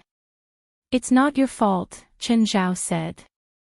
Tiger was still a bit fragile. His emotions were extremely unstable. Chen Zhao patted his shoulder. It's nothing. It's just a tiny injury, right? I'll let you stand on the podium again in 4 days. Mr. Chen, can I really? I'm so badly hurt. You can if I say so. You don't trust me. I do. In 4 days, beat up the opponent for me. Chen, do you need me to do anything? Chen Zhao took out a jug of purple brew. This is for you, but don't drink it here. Gaia looked at the bamboo. What's in it? Wine. But I plan on selling it to rich people, so the price is set really high. How high? $500,000. So, if I sell this, I can sell it for $500,000. This is my price for now, but I have to wait until my rich friends help promote it. I'm not sure if it'll succeed or not. You can keep it for now. After putting Tiger to sleep, Chen Zhao brought him into the spatial crack. He needed to give Tiger surgery here. His biggest injuries were his broken ribs and shattered arms. But to Chen Zhao, he could heal these in a short period. The surgery was a bit complex, but he would use magic to speed up the healing of the bones. Of course, it was best if he used the demonic crystal potion as the guiding drug. The perfect crystal potion could make someone's broken limbs regrow. Regular demonic crystal potions weren't as magical, but they were still very effective, especially for speeding up recovery. Chen Zhao used a tiny amount, but for Tiger, his injuries were still healing with a rate visible to the naked eye. He also gave Tiger some strength potion. The strength potion could help strengthen someone's fitness with obvious effects, especially with recovery. When Chen Zhao first used it, he recovered fully in 3 days from a gunshot wound that regular people needed more than a week to recover. Of course, Chen Zhao used the perfect strength potion. It was completely different from regular strength potions. Ever since he had living experiments in the spatial crack, Chen Zhao had many subjects he could experiment on. These test subjects gave him many good opportunities. Chen Zhao's medical skills were also improving rapidly. He could test all his theories and hypotheses on these living subjects. He didn't care about their life or death. Of course, he would revive them whenever possible. Even though he had a lot of living subjects, they weren't limitless. He still had to save a little. The best result for these living subjects was getting stabbed by Qin Zhao and then receiving a few stitches. If they were unlucky, they would add another soldier to Blackie's skeleton army. Trigley walked over. "Master, how may I help you? How are the subjects feeling?" "Master, ever since you promised that they could leave the cell after completing 10 experiments and leave this place if they don't die in 20 experiments, they don't feel as hopeless. They even hope that you can choose them quickly." "Oh, that's good." Before, many subjects chose suicide because of their despair. Chen Zhao didn't want his subjects to all die, so he made that promise. Of course, they couldn't be actually freed even if they left. Chen Zhao only allowed them to breathe fresh air, but they were still enslaved. After asking about the situation inside the spatial crack, Chen Zhao left with Tiger. When Gaia saw Chen Zhao walk out of the basement with Tiger, she came over immediately. She knew that Chen Zhao's house had many secrets. After all, Chen Zhao let her see his supernatural power last time. She already knew that Chen Zhao wasn't a regular person. Of course, she wasn't a regular person either. "How is he now?" "He's recovered already," Chen Zhao said. "Then, when will he wake up?" Chen Zhao patted Tiger's face. "Hey, wake up." Tiger opened his eyes blearily. "Mr. Chen. What time is it? How do you feel?" Tiger froze. Then he lifted his arms. I feel great. Mr. Chen, I recovered." "If you recovered, then why aren't you training? Go swim in Mirror Lake." "Huh? Now?" "Chen, he just recovered. Isn't this too brutal? Us two are going to drink." "He can't drink, so it's not like he can watch us. It's the best choice to go and practice now." Tiger was speechless, but as an athlete, he indeed couldn't drink at will. Usually, athletes were forbidden to intake alcohol a week before a competition. For world-class competitions like the Olympics, they would have diet plans from 1 month before. "Okay, Tiger, go swim." Gaia didn't pity him either. Tiger could only jump into Mirror Lake with a sad face. Chen Zhao took out a chunk of wyvern meat. "Come, let's eat." Gaia smelled the grilled meat and immediately sensed the familiar aura. It's from last time, but since you've activated your bloodline, you don't have to worry anymore. Eat as much as you can. It won't be as dramatic as the first time, but it'll still help you." Hearing Chen Zhao's words, Gaia grew braver and stuffed a chunk of meat into her mouth. "Tastes even better than my first time."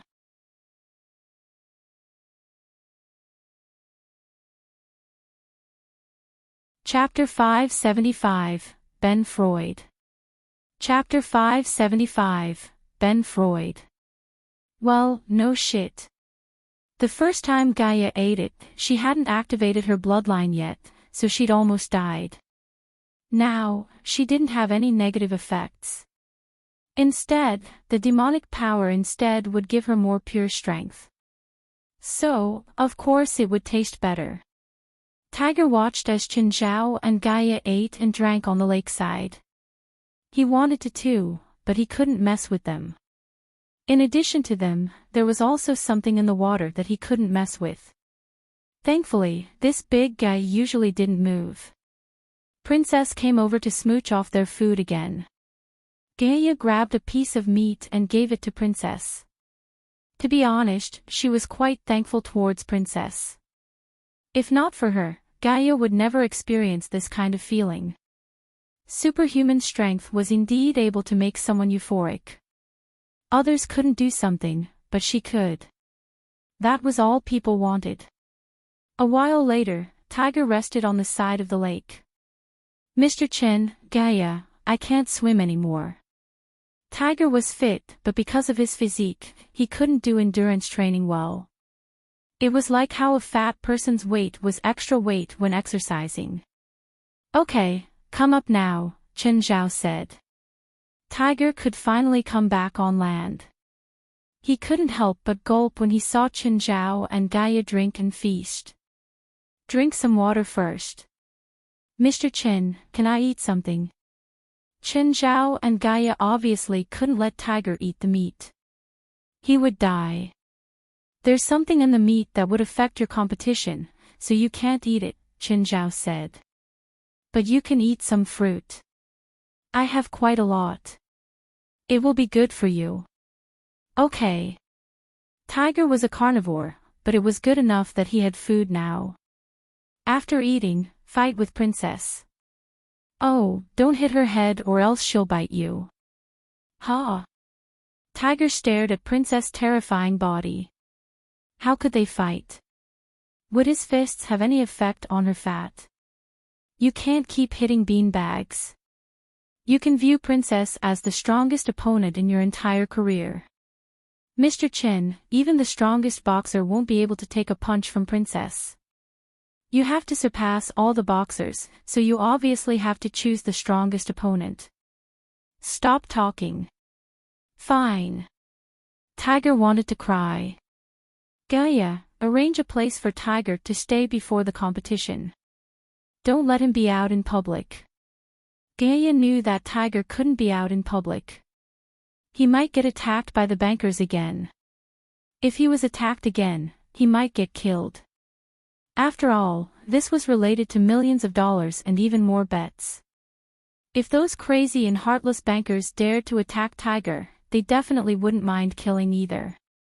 They'd thought that breaking Tiger's arms would be enough. He would never appear in the ring a few days later.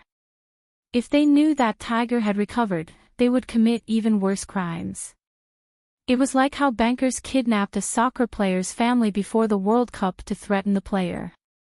Boss, I think that Tiger's trainer took him out of the hospital. Whatever, don't bother with him, Ben Freud said indifferently. To Ben, he didn't have to care about a disabled man anymore. In reality, he didn't want to carry out this plan. A strong boxer's value was far more complicated than a single competition. Ben had wanted to get long-term control of Tiger. Then Tiger would work for him. As long as he got proof of Tiger faking his fighting, he would have blackmail material to control Tiger for life.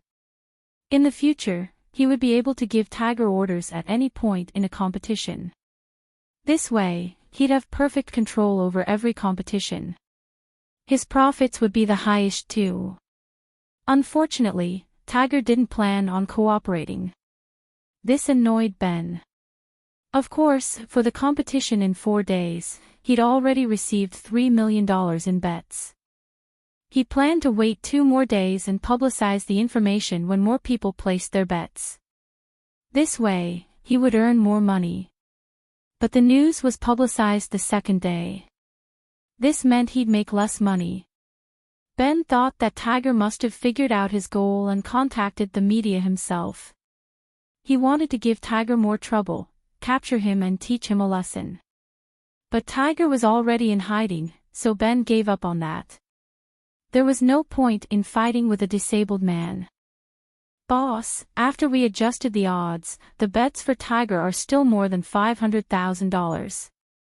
3 of the bets are $50,000. Will there be any problems? Ha! What problems? Ben said, not agreeing. They just think that it's fake news, so they want to go for the smaller odds. There are always gamblers at our bank. This time, there's just a few more. No need to get scared. Why should we refuse them if they're willing to give us money? It was possible to win big with small odds, but it was very rare.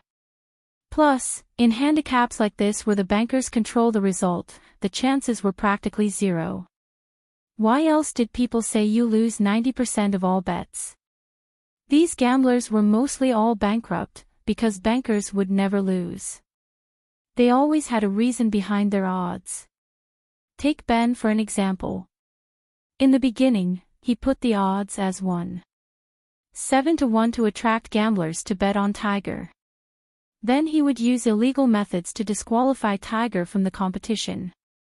This way, he would make profit without any worry. For the next 3 days, Tiger was stuck in the gym the entire time. Gaia closed the gym to cover things up. Of the entire gym, only Ola knew what was happening. She'd also listened to Gaia's suggestion and bet some money with the bankers. However, Gaia and Chen Zhao bet money to mess with Dawson Bank. Ola bet with others, sometimes a few thousand, other times close to $10,000. This way, she wouldn't catch the attention of the bankers. Ola looked like an office worker, but she was just as involved in the gray areas as Gaia. Tiger trained like crazy. Anger burned in him. Gaia could see the difference in Tiger. His eyes had sharpened and even looked cruel. Before, Tiger had controlled his strength like Qin Zhao. But in the 3 days of confinement, he'd already broken a dozen sandbags.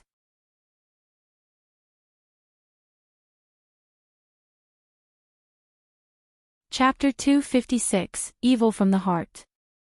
Chapter 256, Evil from the Heart. The next day, Risvar realized that he seemed to have really gotten younger. It was more obvious than yesterday. The muscles he'd gotten during school were back on him. This feeling was very strange. Risvar kept posing in the mirror. His heart jumped. Could it have been that bottle of wine? Had Qin Zhao invited him to drink the wine to make himself get younger? Risvar was 40 years old. He estimated that he looked to be around 30 years old now. To be honest, the change wasn't that big. He just looked a bit younger. If it really was the wine, then Del had drunk more than him, so he wondered what the man looked like now. Risvar put on his clothes and ran to Del's manor. He saw a muscular young man with a bare upper body. He was sunbathing next to the pool with just his boxers. Del? Who are you? Johnny. Del looked up. He didn't recognize Risvar immediately. Del, your body. I don't know. I don't know either. You look a decade younger. Del had been 28 years old, but because of his lifestyle, he'd gotten weaker. He'd looked like he was in his 30s. Now, he looked totally young. And what was with that perfect body? Risvar felt that Del's change was even more dramatic than his. Risvar's body had also changed, but it wasn't that big. Is it Chen's wine? Risvar asked. Didn't you give Chen that bottle? It's the original bottle, but the wine can't be it. Or maybe he added something to the wine. Del fell silent. Risvar looked at him and asked, Del, do you know something? No. I don't know anything. To be honest, I'm jealous of your figure. Del was quite satisfied to get his body back too. In the morning, Chen Zhao kissed Fei Lai goodbye. Then he took the dragon meat out and fed it to Beelzebub, Raymond, Walter, Carrie, Abitos, and the silly twins. He also ate some dragon meat. It really tasted delicious. Just then, someone knocked on the door. Chen Zhao opened it to see a stranger standing there. Mr. Chen, please help me. The stranger started begging him as soon as he started talking. Who are you? Spike. Chen Zhao furrowed his brows. I can't help you. Mr. Chen, please. I beg you. Chen Zhao hated Spike to the max. This businessman had no trustworthiness at all. After he lost his money, he came to Chen Zhao to make him solve the problem. Nothing this good happened. I wanted 1 ton of natural pearls. You wouldn't sell it to me, so I found it from someone else. I don't need it anymore. There's no use finding me. I have no choice now.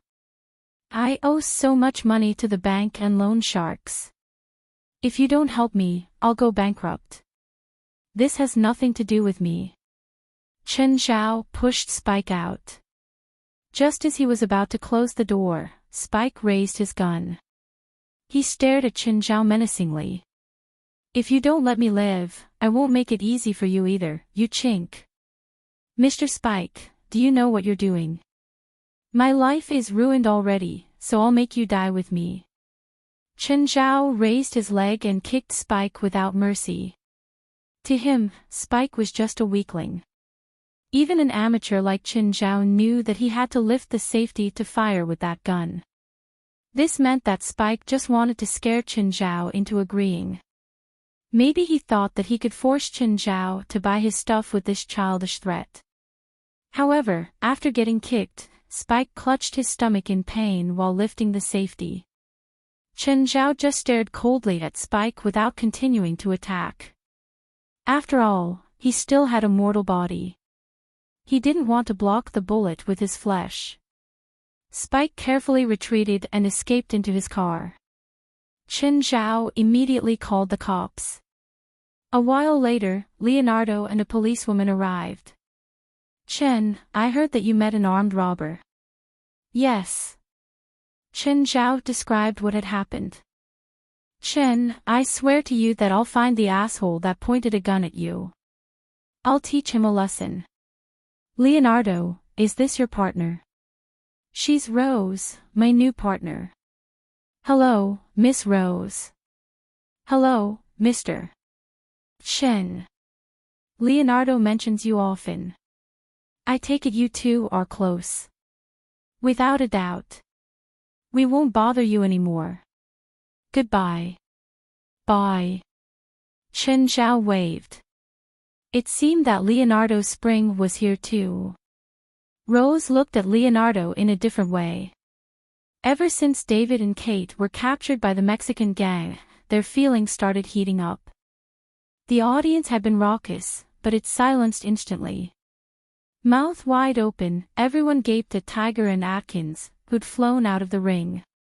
Even the referee was dumbfounded. It was over. Did it end just like that? No one. Tiger yelled. No one can use conspiracies to stop me.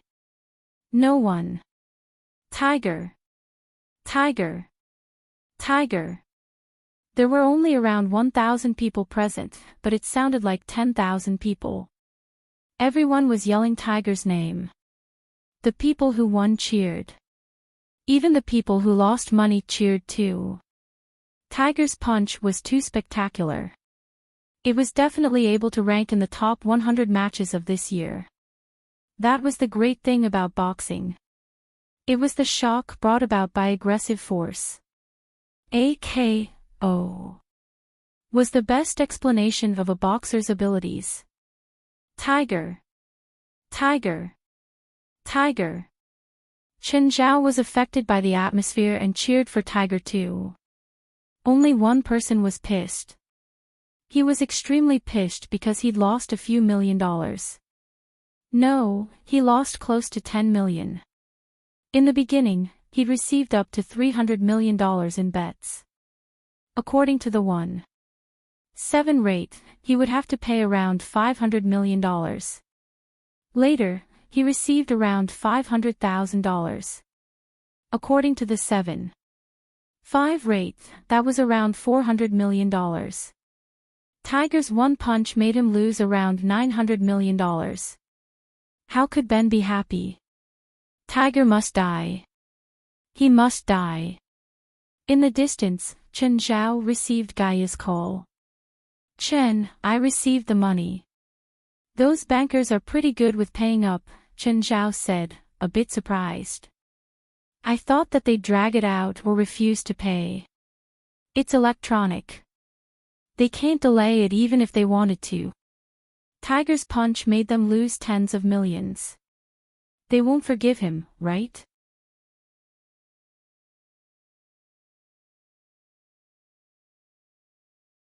Chapter 577, You go first, I'll take care of the back. Chapter 577, You go first, I'll take care of the back.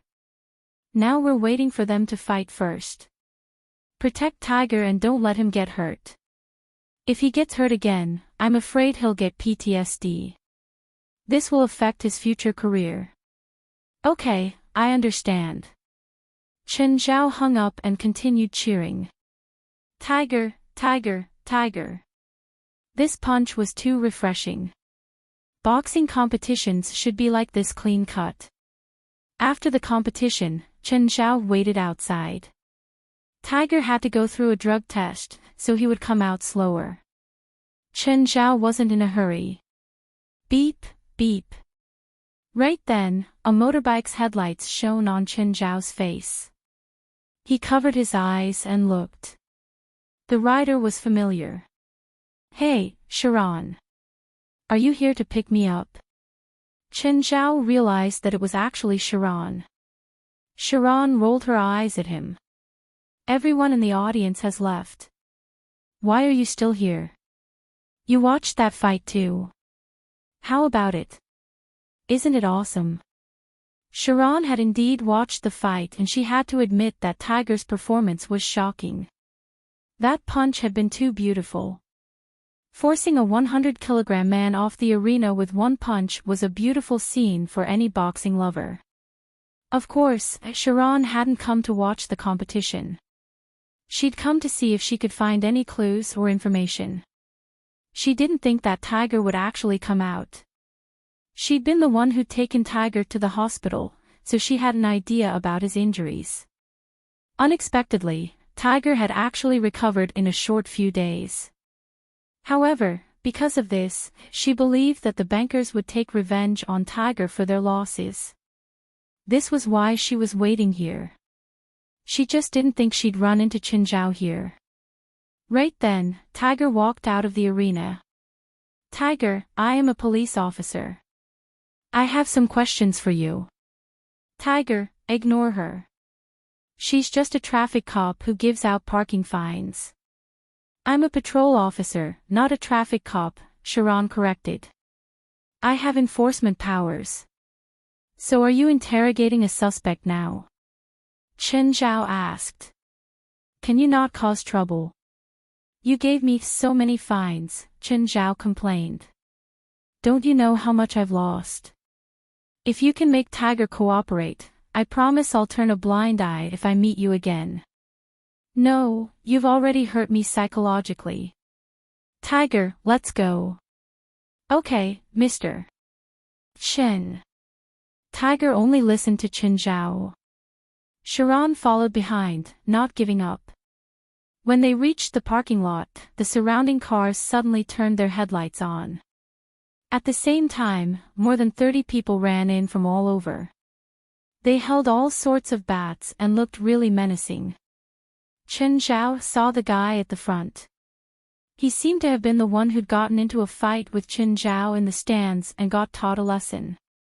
Tiger, do you know that I lost $10 million because of your one punch? Ben led his dozen guys and glared sinisterly at Chen Zhao. Seeing the dozen men, Tiger was actually a bit afraid, but he still looked at Chen Zhao. Hey, it's that Asian monkey. Good, great. I was wondering where I could find you. I can't believe that the two people I hate the most tonight are right before me. Ben's eyes were filled with happiness when he saw Chen Zhao. Earlier, when Tiger had hit Atkin off the podium with one punch, Ben had forgotten everything because of his hatred for Tiger. But seeing Chen Zhao, the humiliation he'd felt in the stands made him hate Chen Zhao too.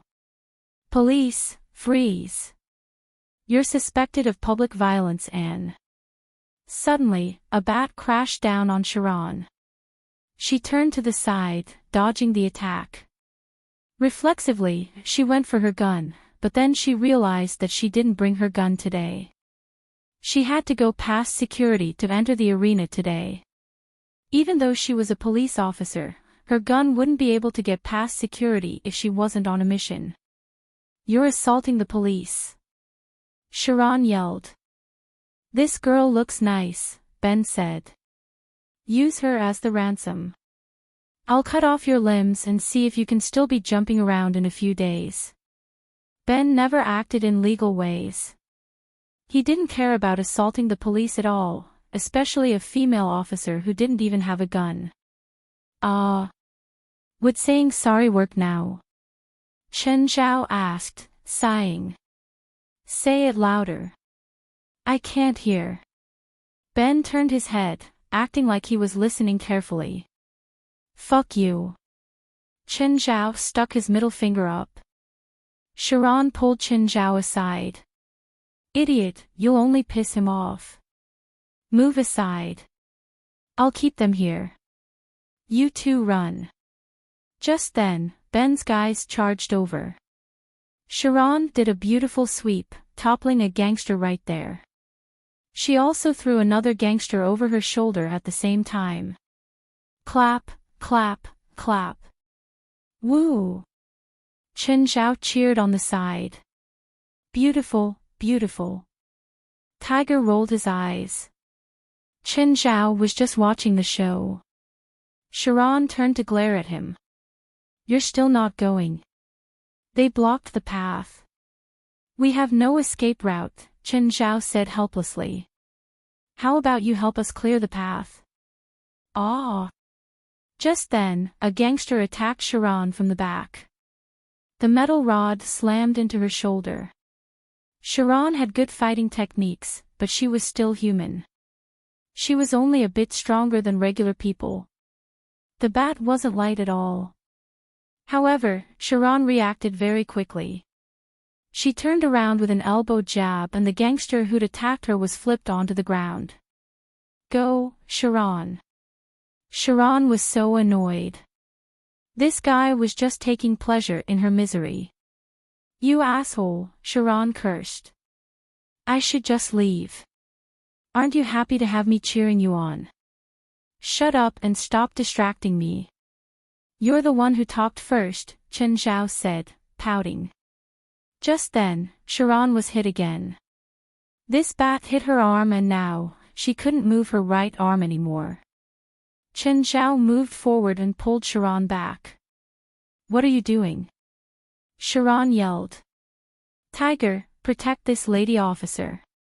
Yes, mister. Chen. Sharon, will I get arrested for accidentally killing someone in this situation? You'll be fine even if you kill them all right now, Sharon said. But the biggest possibility is that you're the one who gets killed.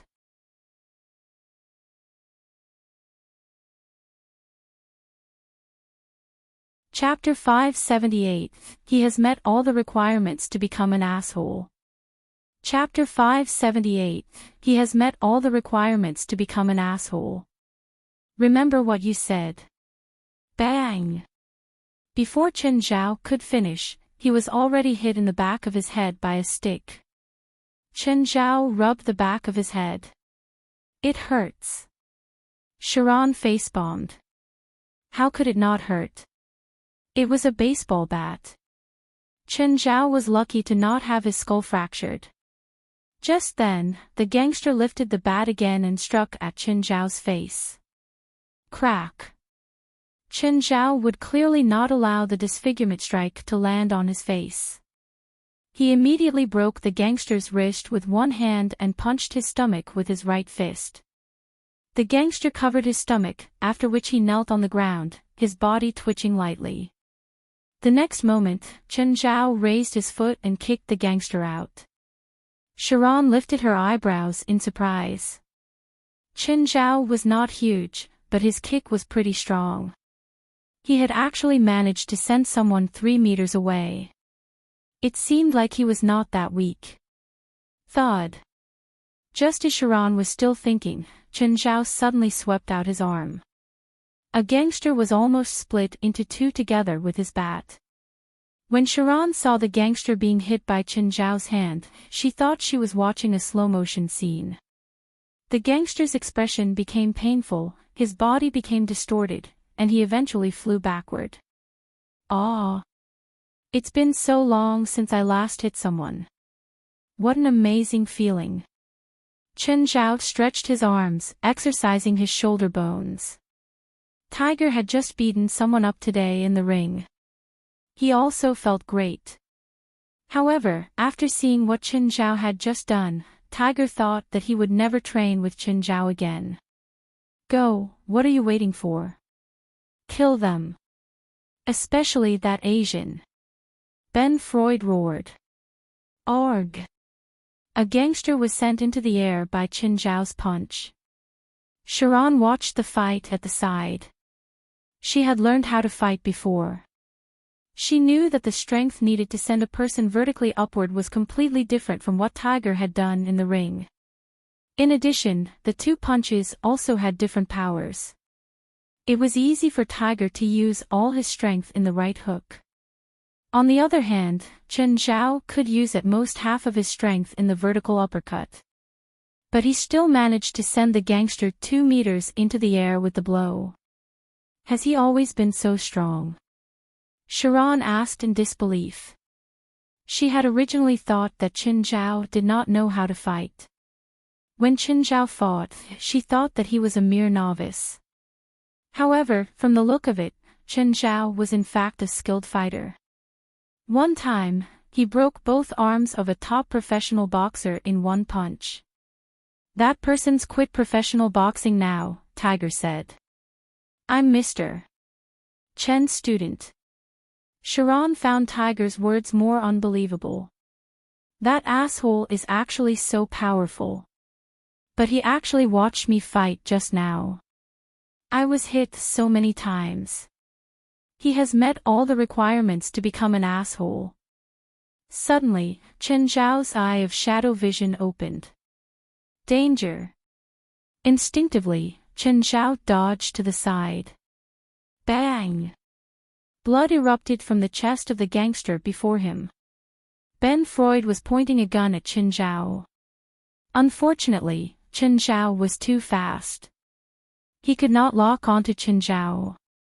Qin Zhao covered his body with Qingyi armor at once. He had never used Qingyi armor to block bullets, so he did not know how effective it would be. Anyhow, Qingyi armor could block some damage from the bullet. Qin Zhao dodged left and right. Ben Freud fired 3 times but did not hit Qin Zhao at all. However, Qin Zhao had already charged before him. Ben lowered the muzzle and pointed at Qin Zhao. Locked. Ben was about to shoot. The next instant, he saw his arm flying in the air. Sharon and Tiger watched in horror. They saw Qin Zhao suddenly grab Ben's arm and shoulder, and then simply pulled it. Immediately, Ben's arm made a perfect trajectory in the air. Tiger paled as he recalled the past. He suddenly realized how lucky he was. He had actually challenged Qin Zhao in the past. It was good to be alive. Sharon was similarly dumbfounded. Little did she expect Qin Zhao, who would bullshit with her every time after receiving a ticket, to have such a terrifying side. My arm. Arg. I'm gonna kill you. I'm gonna kill you. Qin Zhao grabbed Ben's right shoulder with one hand. Crack. He crushed Ben's right shoulder directly. Arg. Say sorry, Qin Zhao said. Arg. Qin Zhao twisted Ben's ear. If you can't hear me, you won't need your ears anymore. Sorry. Sorry. Sorry. Ben obviously did not expect Qin Zhao to be so frightening. That's better. Qin Zhao let go of his ear but instead grabbed his chin. But your pronunciation is worse than a foreigner like me. Let me correct it for you. Sharon covered her eyes. She saw Qin Zhao kill Ben. No, he didn't kill him directly. Perhaps Ben could still survive. But his chin was totally crushed. Qin Zhao looked at the rest, after which he rubbed the blood on his hands. Everyone shivered uncontrollably. There was no way he was human. How could he do such a cruel thing?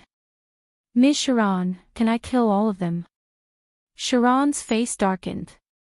Even though Qin Zhao was acting in self-defense, if he continued killing, it would become murder, or more accurately, massacre. The gangsters lowered their bats. They did not dare to fight Chen Zhao anymore. It was horrifying to see Chen Zhao fight. Those who had been hit by him were either dead or disabled. Who wants to die? If you don't want to die, drop your bats now. Sharon shouted. Meanwhile, she grabbed her phone to call her colleagues. A fight has just happened in the parking lot outside LA Memorial Coliseum. There are casualties. Call the ambulance. Are any of you still unhappy? You can fight him now. The gangsters bullied the weak but feared the strong. Nevertheless, Chen Zhao was heavily outnumbered, so they were somewhat reluctant. Just then, Chen Zhao punched the hood of the car beside him. With a loud bang, the hood was completely distorted, depressed in the center and raised at the sides. Do it quickly if you want to. I don't mind breaking all of your bones. Thud, thud. Finally, the first gangster dropped his bat, and then the second and the third. You need to pay for deliberate damage to the car. Sharon looked at the car that Chen Zhao had destroyed. I'll include it in the report. Chen Zhao was annoyed at this very serious policewoman. How about I kill you too?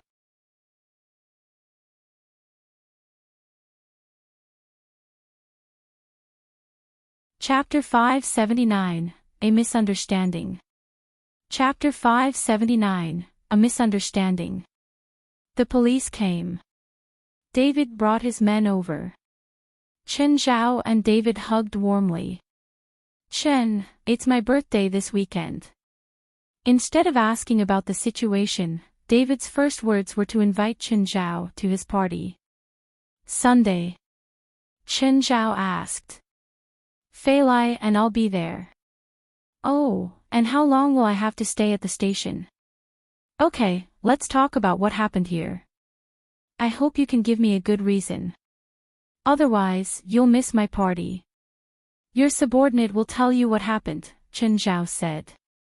Leader, Sharon said. These people purposely attacked us. That guy even shot at Mr.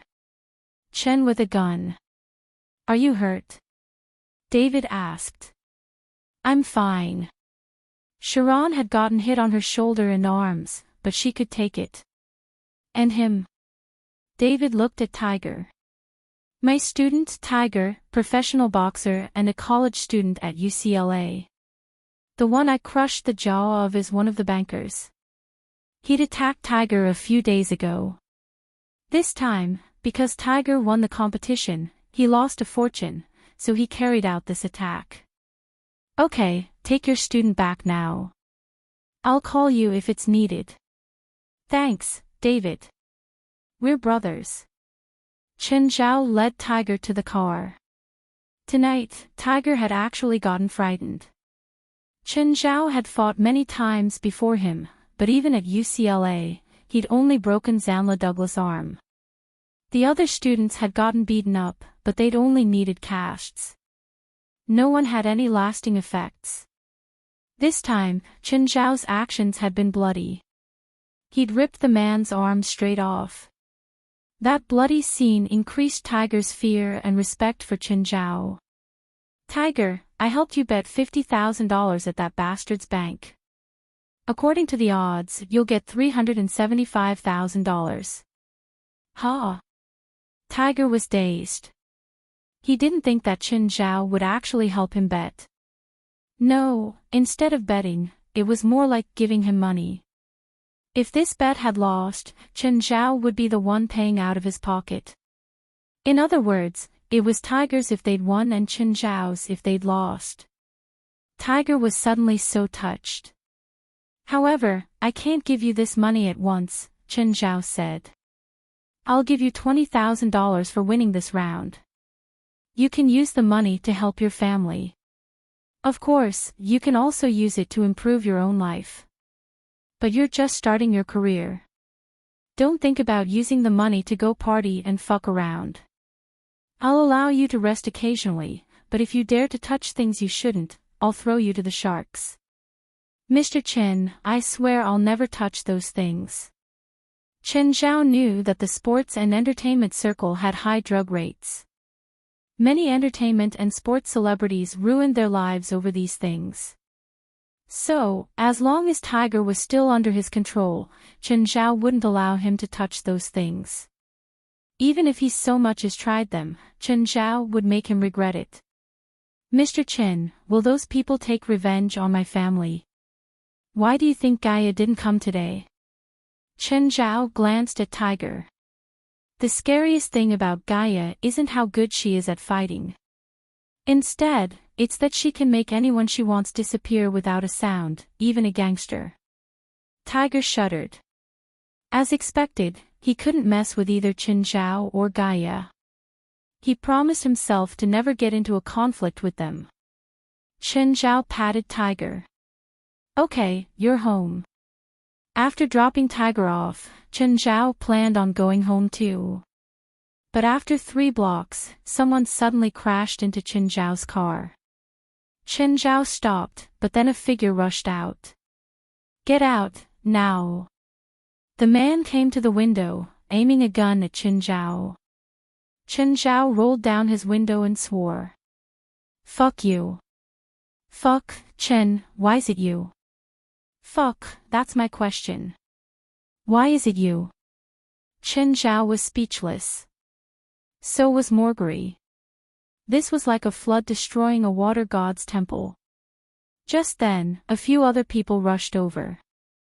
Seeing Marguerite standing beside Chen Zhao's car, they started shooting. Marguerite ducked straight into Chen Zhao's car. You want to kill me? I didn't know it's you. Marguerite was frustrated too. Chen Zhao was the one he trusted the most in the world.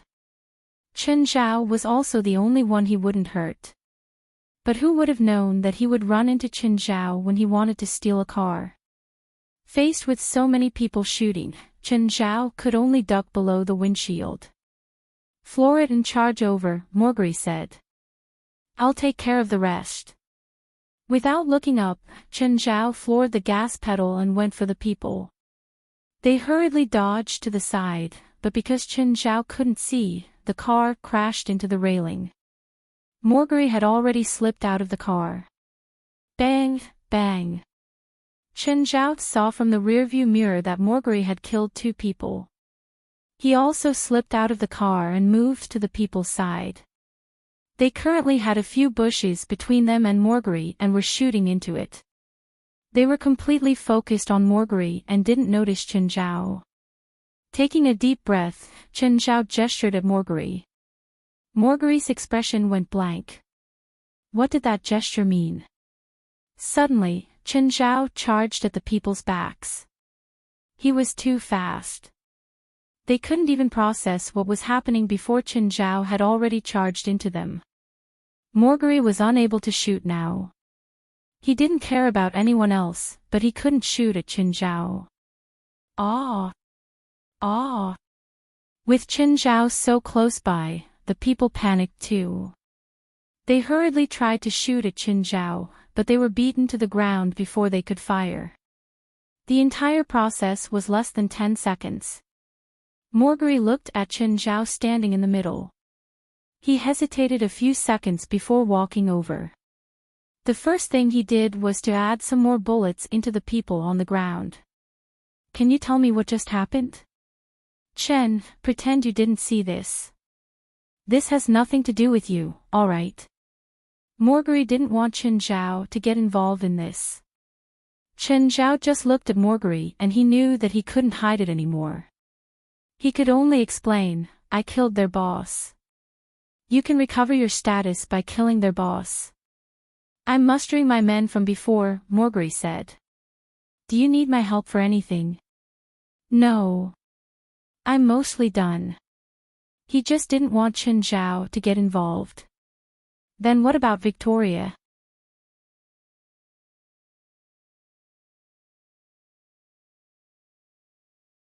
Chapter 580, The Embarrassing Spider-Man Costume. Chapter 580, The Embarrassing Spider-Man Costume. Still in that cave. I came out to kill people. Obviously I wouldn't bring her along. Is she doing fine? Yeah, apart from being a bit mischievous, Marguerite nodded. To Chen Zhao, it was only an interlude. He did not plan to get himself involved in Marguerite's business. Marguerite was determined to remain in the profession. Chen Zhao would not say anything. He was also not in the position to say anything. Just like how he had helped Marguerite, Chen Zhao believed that Marguerite would help him too should he need it. Of course, it was their own choices. The next day, Tiger's name appeared in the sports headlines. Tiger became popular, extremely popular. The video of him blasting his opponent Atkin out of the ring in one punch continued to be played on various sports media. Boxing had a broad audience in America. Tiger appeared before the public like a new superstar. Chen Zhao could not even remember how much news about Tiger he saw in the next few days. Some of the media managed to dig out most of the inside story, such as what Tiger had said during the match. Of course, Tiger also enjoyed the pleasure of being famous. Wherever he went, he would attract countless stares, especially in the fitness center and the college's boxing club. Everyone viewed him as a hero. Nevertheless, there were also people who had doubts about him. They believed that Tiger was only lucky. Very quickly, he would vanish into the masses, as most newbies would. However, Tiger managed to shut the mouths of all those who questioned him with another match. He KO'd another opponent in one punch. Moreover, his opponent was a well-known boxer who was pretty strong. Now, Tiger was already in the final four of the BBL. There were only 2 rounds left, the semi-finals and the finals. Tiger's betting odds were already very low. Nonetheless, the bankers all knew what had happened to Dawson Bank. Nobody dared to assault Tiger anymore. After all, the betting markets of a state-level competition probably involved only a few $1,000,000. After being distributed to the various bankers, they would receive at most $1 million, or maybe not even 100,000. The benefits were not big enough for them to take high risks to control the match. Fei Lai, you've already been putting on your makeup for half an hour. Do I not even have the right to put on makeup? Questioning a woman about her makeup time was a sure way to enrage her, including Fei Lai. No, I'm just wondering why you're putting makeup. Even if you don't, you're still the prettiest. Humph. Fei Lai widened her eyes at Chen Zhao. Chen Zhao did not dare to say anything again. He waited in the living room quietly. After another half an hour, Fei Lai finally came out. It was David's birthday party today. While they did not have to dress up too formally, any party was like war to a woman. The makeup should neither be too solemn nor too casual. Anyway, Chen Zhao could not understand it, like most men. Nonetheless, he only had to know how to flatter. This was an essential skill that all men who had a desire to survive should have. Fei Lai, aren't you wearing the red moon heart? I'm not the spotlight today. It belongs to David and Kate. Fei Lai rolled her eyes at Chen Zhao. Wearing the red moon heart is way too flaunty unless I want to destroy our friendships. Chen Zhao felt that a woman's world was too complicated. Anyway, David and he were not that complicated. As Chen Zhao drove, Fei Lai was still doing her makeup in the front passenger seat. He could not tell what Fei Lai was doing. Was there any difference at all? 20 minutes later, they arrived at David's house. Kate opened the door. She had clearly put a lot of effort into her makeup too. She hugged Fei Lai, after which she invited the two into the house. Soon, Leonardo arrived, followed by Sienna, Chris, and Cheryl. Chen Zhao and Fei Lai had brought the purple brew as a present. The wine was in some sense both cheap and expensive. Chris, Sienna, who's this little beauty? Leonardo asked. She's Cheryl.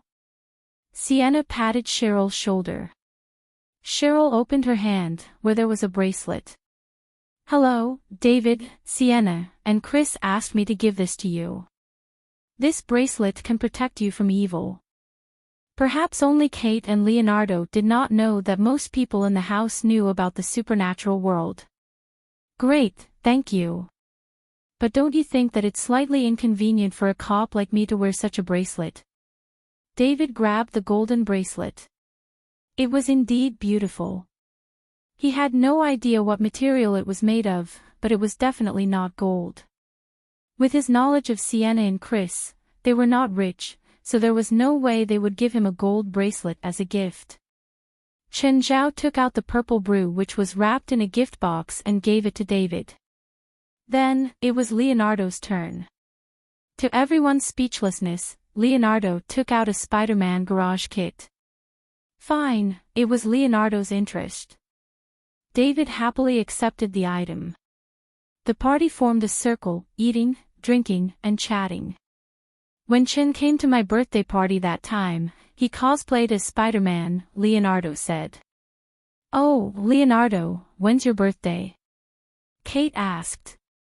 3rd of January, Leonardo replied. Kate, are you going to give me a present? How about you introduce me to a girlfriend instead? I really want to see Chen cosplaying Spider-Man, Kate said with a smile. Wait, I have a Spider-Man costume at home. Chen, do you want to try it? David said. What? Why do I have to cosplay Spider-Man? I don't like Spider-Man. Come, try it. Ignoring Chen Zhao's refusal, the group approached him and attempted to remove his shirt. Fine, fine. Let go of me. I'll go and change myself. Damn, why do I have to dress up like a clown? Chen Zhao went to the room and changed into the Spider-Man costume. He looked at himself in the mirror. No matter how he looked, he found himself really awkward. Chen, stop hiding in the room. Come and let us see. Haven't you seen in the past? Why do I have to do it again? I haven't, Kate said. You're always so serious. It's rare to see you embarrassed. Take a video. Everyone took out their phones, including Feilai and Cheryl. Didn't you already make videos that time? Chen, make a pose. Shoot the webs. Climb the wall. Hang upside down on the beam. There isn't a beam in the house. Chen Zhao's head hurt.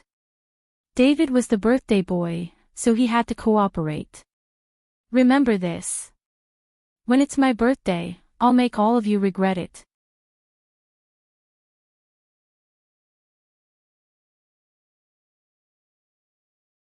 Chapter 581, Wine Tasting Party.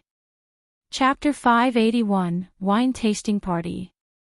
On the way home, Feilai looked at Chen Zhao with a smile in her eyes. Chen, you don't like tight clothes.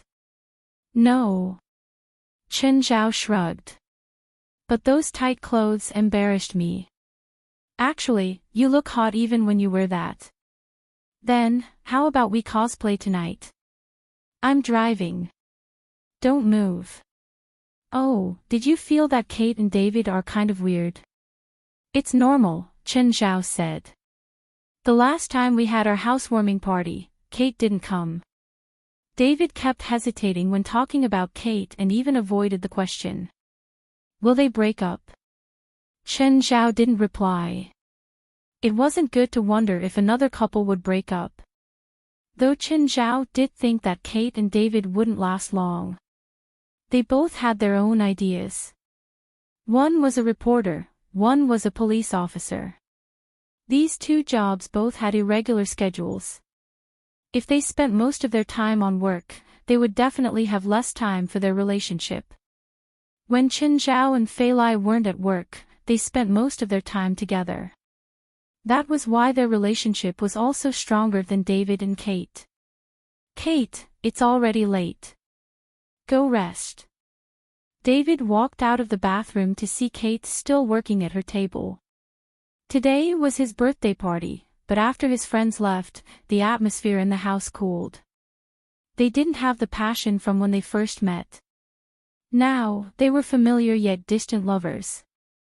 Because of their work, it was difficult to find time for each other. In the 4 months of knowing each other, they didn't even have time to eat a meal together. Especially last time for Chen Zhao and Fei Lai's housewarming party, Kate had missed it to do work and they'd had a big fight. Okay, I'll rest after I finish this. Kate didn't look back. She was holding the picture of Chen Zhao dressed as Spider-Man. These pictures looked funny. David was also in the picture, laughing happily. He only had that genuine and relaxed smile when he was with his friends. Suddenly, a strange thought flashed past Kate's mind. January 3rd, Leonardo's birthday. Kate found a video on the computer. This was the footage from the building climbing group. It was also filmed on January 3rd and the star of the video was also wearing a Spider-Man costume. Kate compared the video with the picture. She sharpened the video and then transferred the picture into her laptop to compare further. The software displayed that the two were 99% similar. Kate's expression changed. Chen Zhao was the man. How could it be Chen Zhao? Kate hesitated. She didn't know how to take care of this. She knew what had happened in CL building on the night of the 3rd. Philip Quinn, the millionaire living in the penthouse, had been attacked. According to the hypotheses, the attacker had broken in. This meant that Chen Zhao had climbed more than 100 floors to attack Philip. However, Kate also knew about Philip's past. He was a complete and utter bastard. In the end, Kate chose to press delete. She would pretend that this never happened or that she didn't know anything at all. Not only was Chen Zhao a friend of David, he was also her friend. Disregarding Chen Zhao's status and what he'd done, Kate didn't think that he was wrong. Perhaps Kate couldn't be a hero. Thus, she would just stay silent. Hello, Mr. Rasfa. I'm very honored to receive your invitation. Rasfa looked at the guests in the manner. They were all top figures of L.A. Of course, they all had a similar trait, rich. Very rich. Right then, Paul walked over. Sir, the guests are pretty much all here. Rasfa nodded. Get things prepared. He took out a goblet and clinked his spoon onto it. Ladies and gentlemen, can I say something? Rasfa had the right to speak among these guests.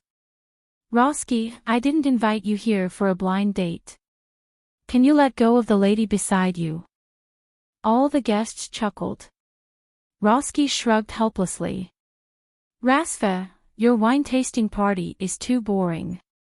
You didn't even prepare a bottle of wine. What are we supposed to taste? The wine will be here soon. Rasfa waved and Paul brought the purple brew out with both hands. I bought this wine from the Far East with a great fortune. Everyone looked at the purple brew's exquisite packaging. They were curious about the wine that made Rasfa invite so many upper-class figures. Rasfa, there's only one bottle, a bearded man asked. Are you sure it's enough for all of us? This is wine tasting, not an all-you-can-drink. Rasfa replied easily. After all, he had a few of these banquets, feasts, and parties every month. He'd dealt with all sorts of things before. Today was just a small matter. Oh, I have a question before the wine tasting begins, Rasfa said. What is your deepest memory? No need to answer me now. He picked up the purple brew and opened it. In an instant, the mesmerizing fragrance seeped into the crowd.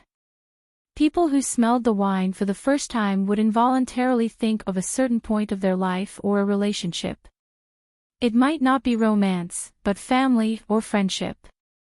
Rasfa was already immune to the fragrance, but if he drank it, memories would still flash past his eyes. He'd already forgotten some of them, but he would remember again after drinking. This was a special experience. Rasfa even thought that this wasn't wine but emotions. Some of the guests in the hall were murmuring. Others shed tears by themselves. Even others were already sobbing and breaking down. Strong and deep memories and feelings all flooded out now. Even the ones who thought they were strong couldn't resist the intense emotions. They were all immersed in the feelings. Rasfa smiled at the tearful guests. He had a satisfied expression. Even though he'd had the same reaction when he first tried the wine, at least he didn't lose it in front of so many people.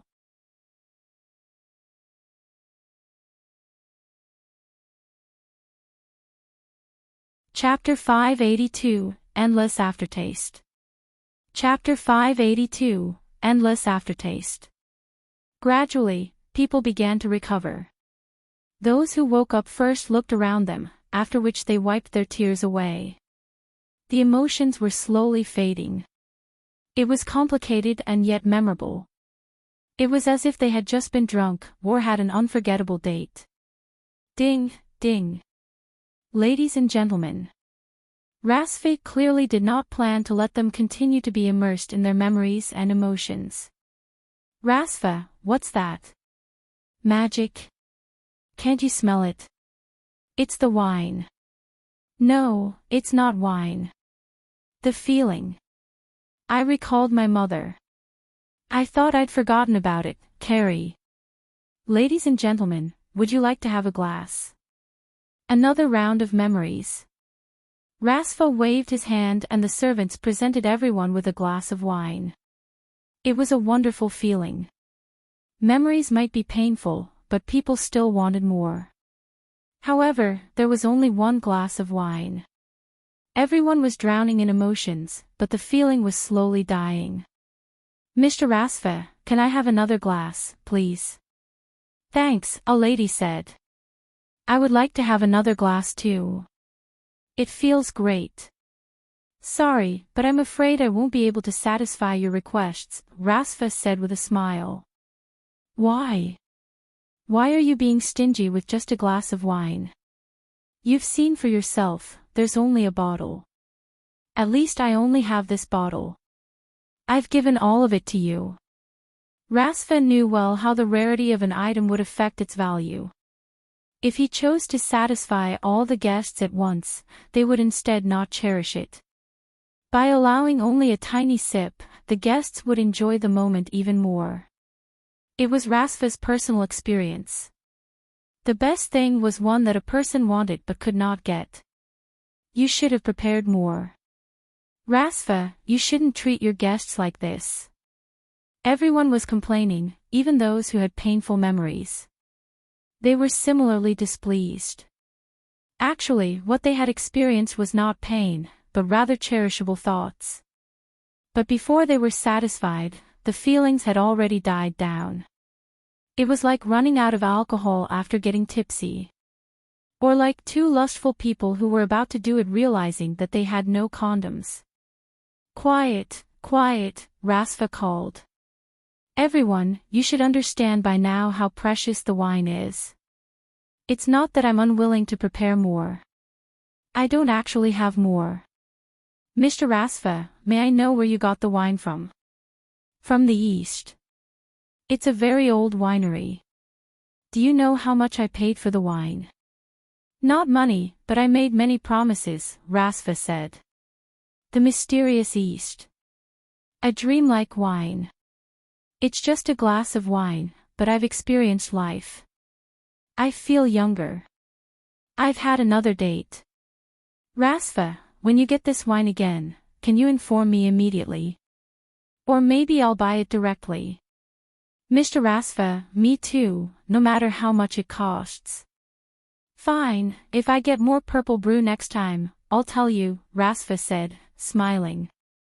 From the reactions of these celebrities, the wine tasting session was clearly a success. The guests reluctantly left one after another. In the end, the last guest approached Rasfa. Rasfa. Balk. Rasfa hugged his old friend. You cunning asshole. Wine from the East. I don't believe that, Bok said, laughing. Of course, Bok knew Rasfa's aim.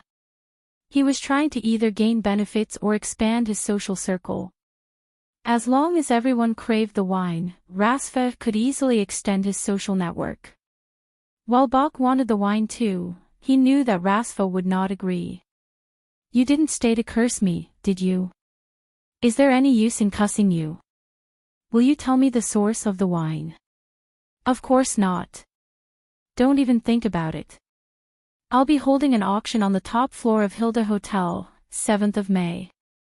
Get me a bottle of the wine to put on the auction," Bach said. "It can attract more rich people to the event." Bach was a businessman, specialized in the sales of top-tier luxury goods. He did not have a company behind him. Instead, he would fight for goods and bidders with his own reputation. Nevertheless, he had been in this profession for 50 years already. The auction deals made under him summed to a total of over $10 billion. What did that mean?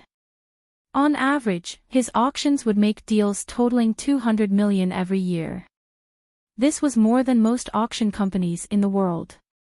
In some sense, Bach was himself a brand.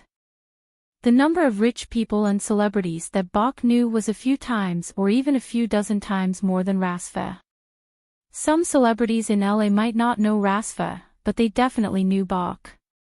"That's going to be difficult. The supply is very limited," Rasfa said, looking like he was in a difficult position. "I can promise you that the final price of the wine will be at least $500,000.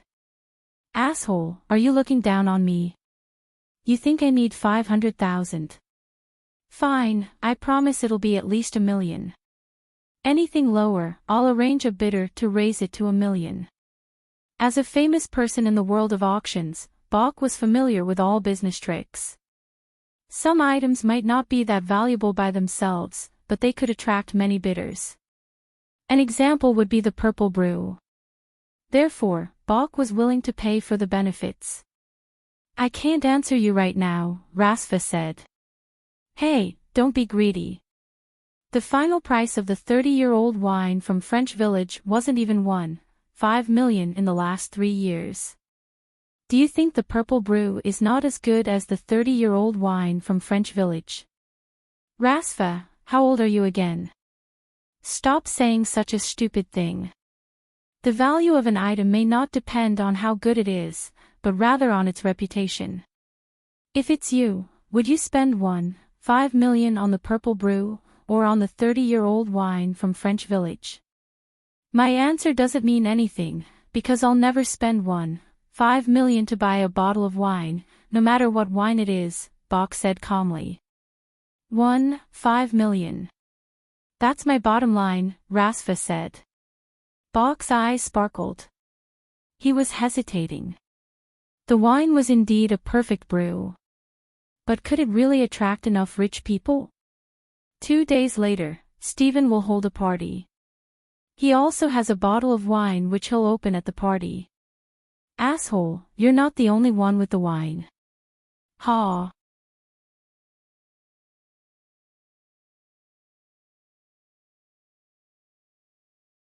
Chapter 583, Old Bastard Attacks. Chapter 583, Old Bastard Attacks. Chen, good news. Your wine will be auctioned at Hilda Hotel's special auction on May 7th. I can also promise that it won't be sold for less than $1.5 million. What do I have to pay? At least 2 bottles per month. No way. You said yourself, supply and demand.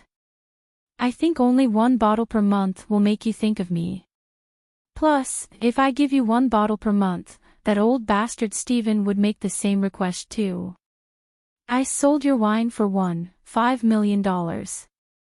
He didn't do anything other than drink your wine. That also means that it'll be even more difficult to sell the wine in the future. This was true. If he sold the first bottle for $1.5 million, it meant that the future price couldn't be lower than this. Otherwise, it would be an insult to the first buyer. And it would be a feat if he could sell 2 bottles per year. Whatever. This was an unexpected fortune. It would be nice if he could make $2 or $3 million in a year. Why are you so happy? Fei Lai asked, walking over. Made money. Fei Lai chuckled. She knew that Chen Zhao had many sources of income. In addition to being an illegal doctor, he was also a trainer and now, a wine seller. Chen Zhao pulled Fei Lai over and kissed heavily.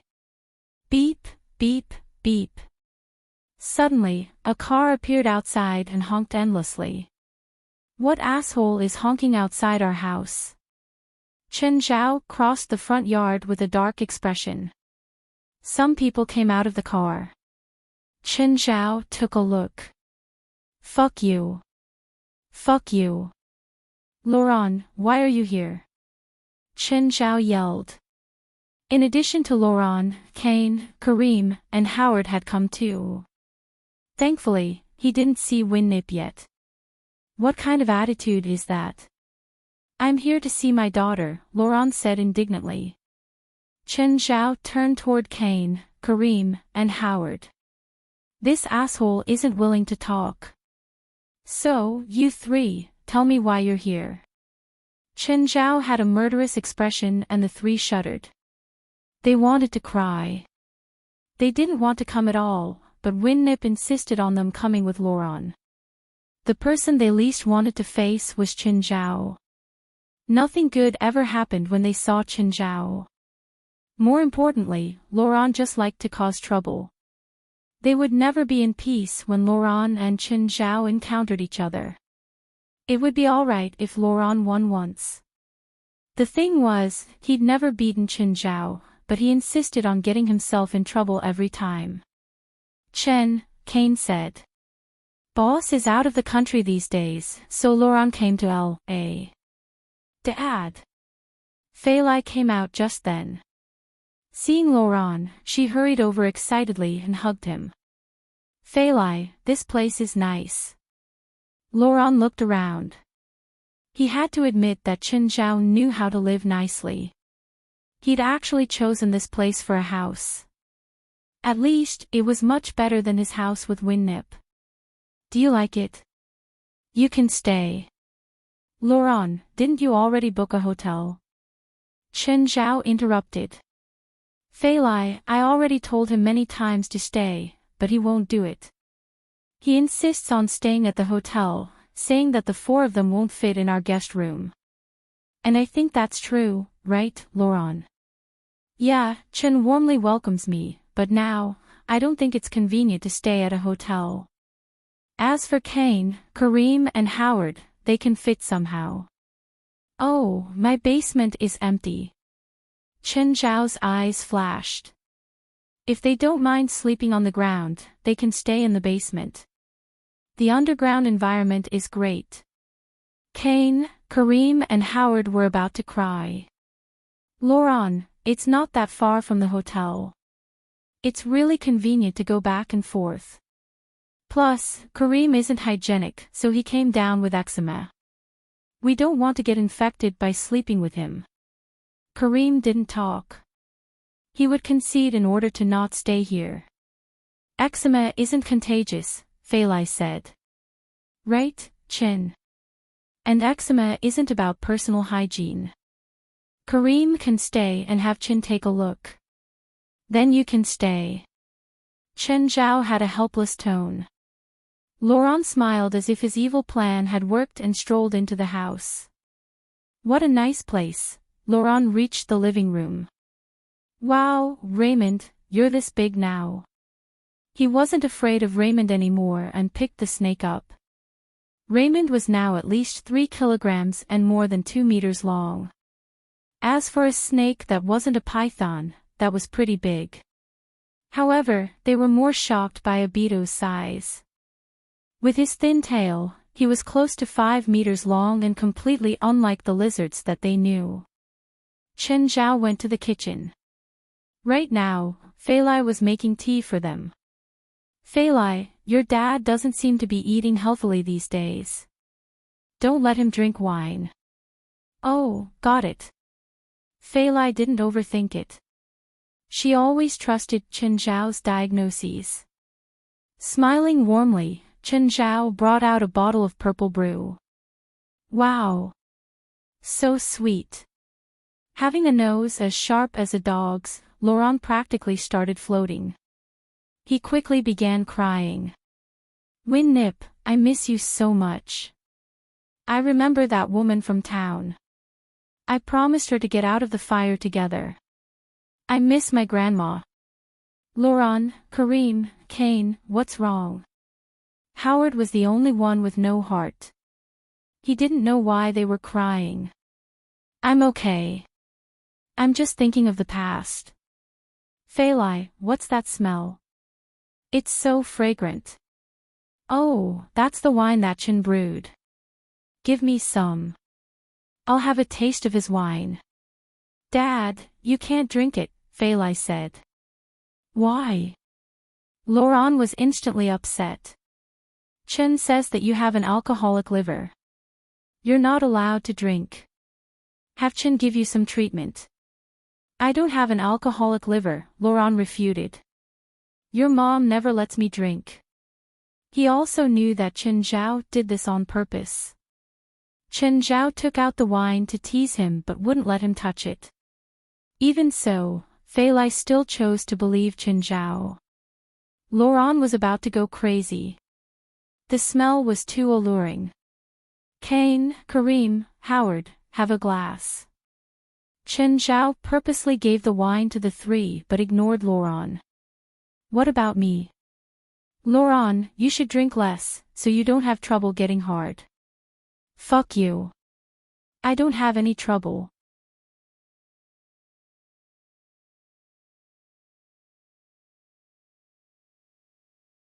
Chapter 584, Clash in the Parking Lot. Chapter 584, Clash in the Parking Lot. A few assholes were living here now.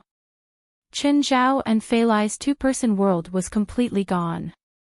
Chen Zhao was annoyed. Laurent was just whatever. After all, he was Failai's father. No, they must be driven away. They couldn't be allowed to destroy his two-person world with Failai. Laurent, do you want to go in the water? Mirror Lake is really soothing. No, Laurent refused directly. Just as he'd always been trying to trick Chen Zhao obviously wanted to trick him too. Who knew if the water was safe or not? Dad, Mirror Lake is really safe. Amon is in there too. Liar. I'm a college graduate, at least. Do you think I'm that stupid? How can a whale live in freshwater? Laurent. Look over there. Laurent was speechless. He indeed saw a huge black shadow on the distant lake's surface. Wasn't that Amon? Dad, don't you know that killer whales can actually live in freshwater? Okay, so reality won. It could indeed survive in freshwater. What could Laurent say? In order to welcome Laurent and the others, Failai suggested a barbecue party. After everyone busied around, the pets gathered around too. It wasn't their first time interacting with the pets. Other than Simba and Nana, all the others were quite familiar. Chen Zhao looked around and then dragged Kane to the side. Kane, when is that old bastard getting out of here? Chen, I don't know. Kane looked helplessly at Chen Zhao. He wanted to run away too. It wasn't like he wanted to live under the same roof as Chen Zhao. I'll book a hotel for you three tomorrow, Chen Zhao said. You three go live there. Okay. Kane felt freed. He completely agreed with Chen Zhao's suggestion. And if that bastard has anything planned for me, make sure to let me know. Got it. If you three dare to get involved, Our grapevines need some more fertilizer. Kane paled. Chen Zhao might not actually turn them into fertilizer, but he would definitely bury them. What are you two muttering about? The meat is almost burnt. I haven't seen Kane in forever. I missed him. It's only been 2 months. Since when were you two this close? Laurent rolled his eyes at Chen Zhao. Kane hasn't healed completely. I'm asking about his injuries. Anyway, Chen Zhao and Laurent never agreed with each other and kept bickering. After the barbecue, Fei Lai was busy with cleaning up. Chen Zhao led the four on a tour of the basement. TSK, this is too much. Laurent sounded sour. The outer wall was entirely a curved piece of glass.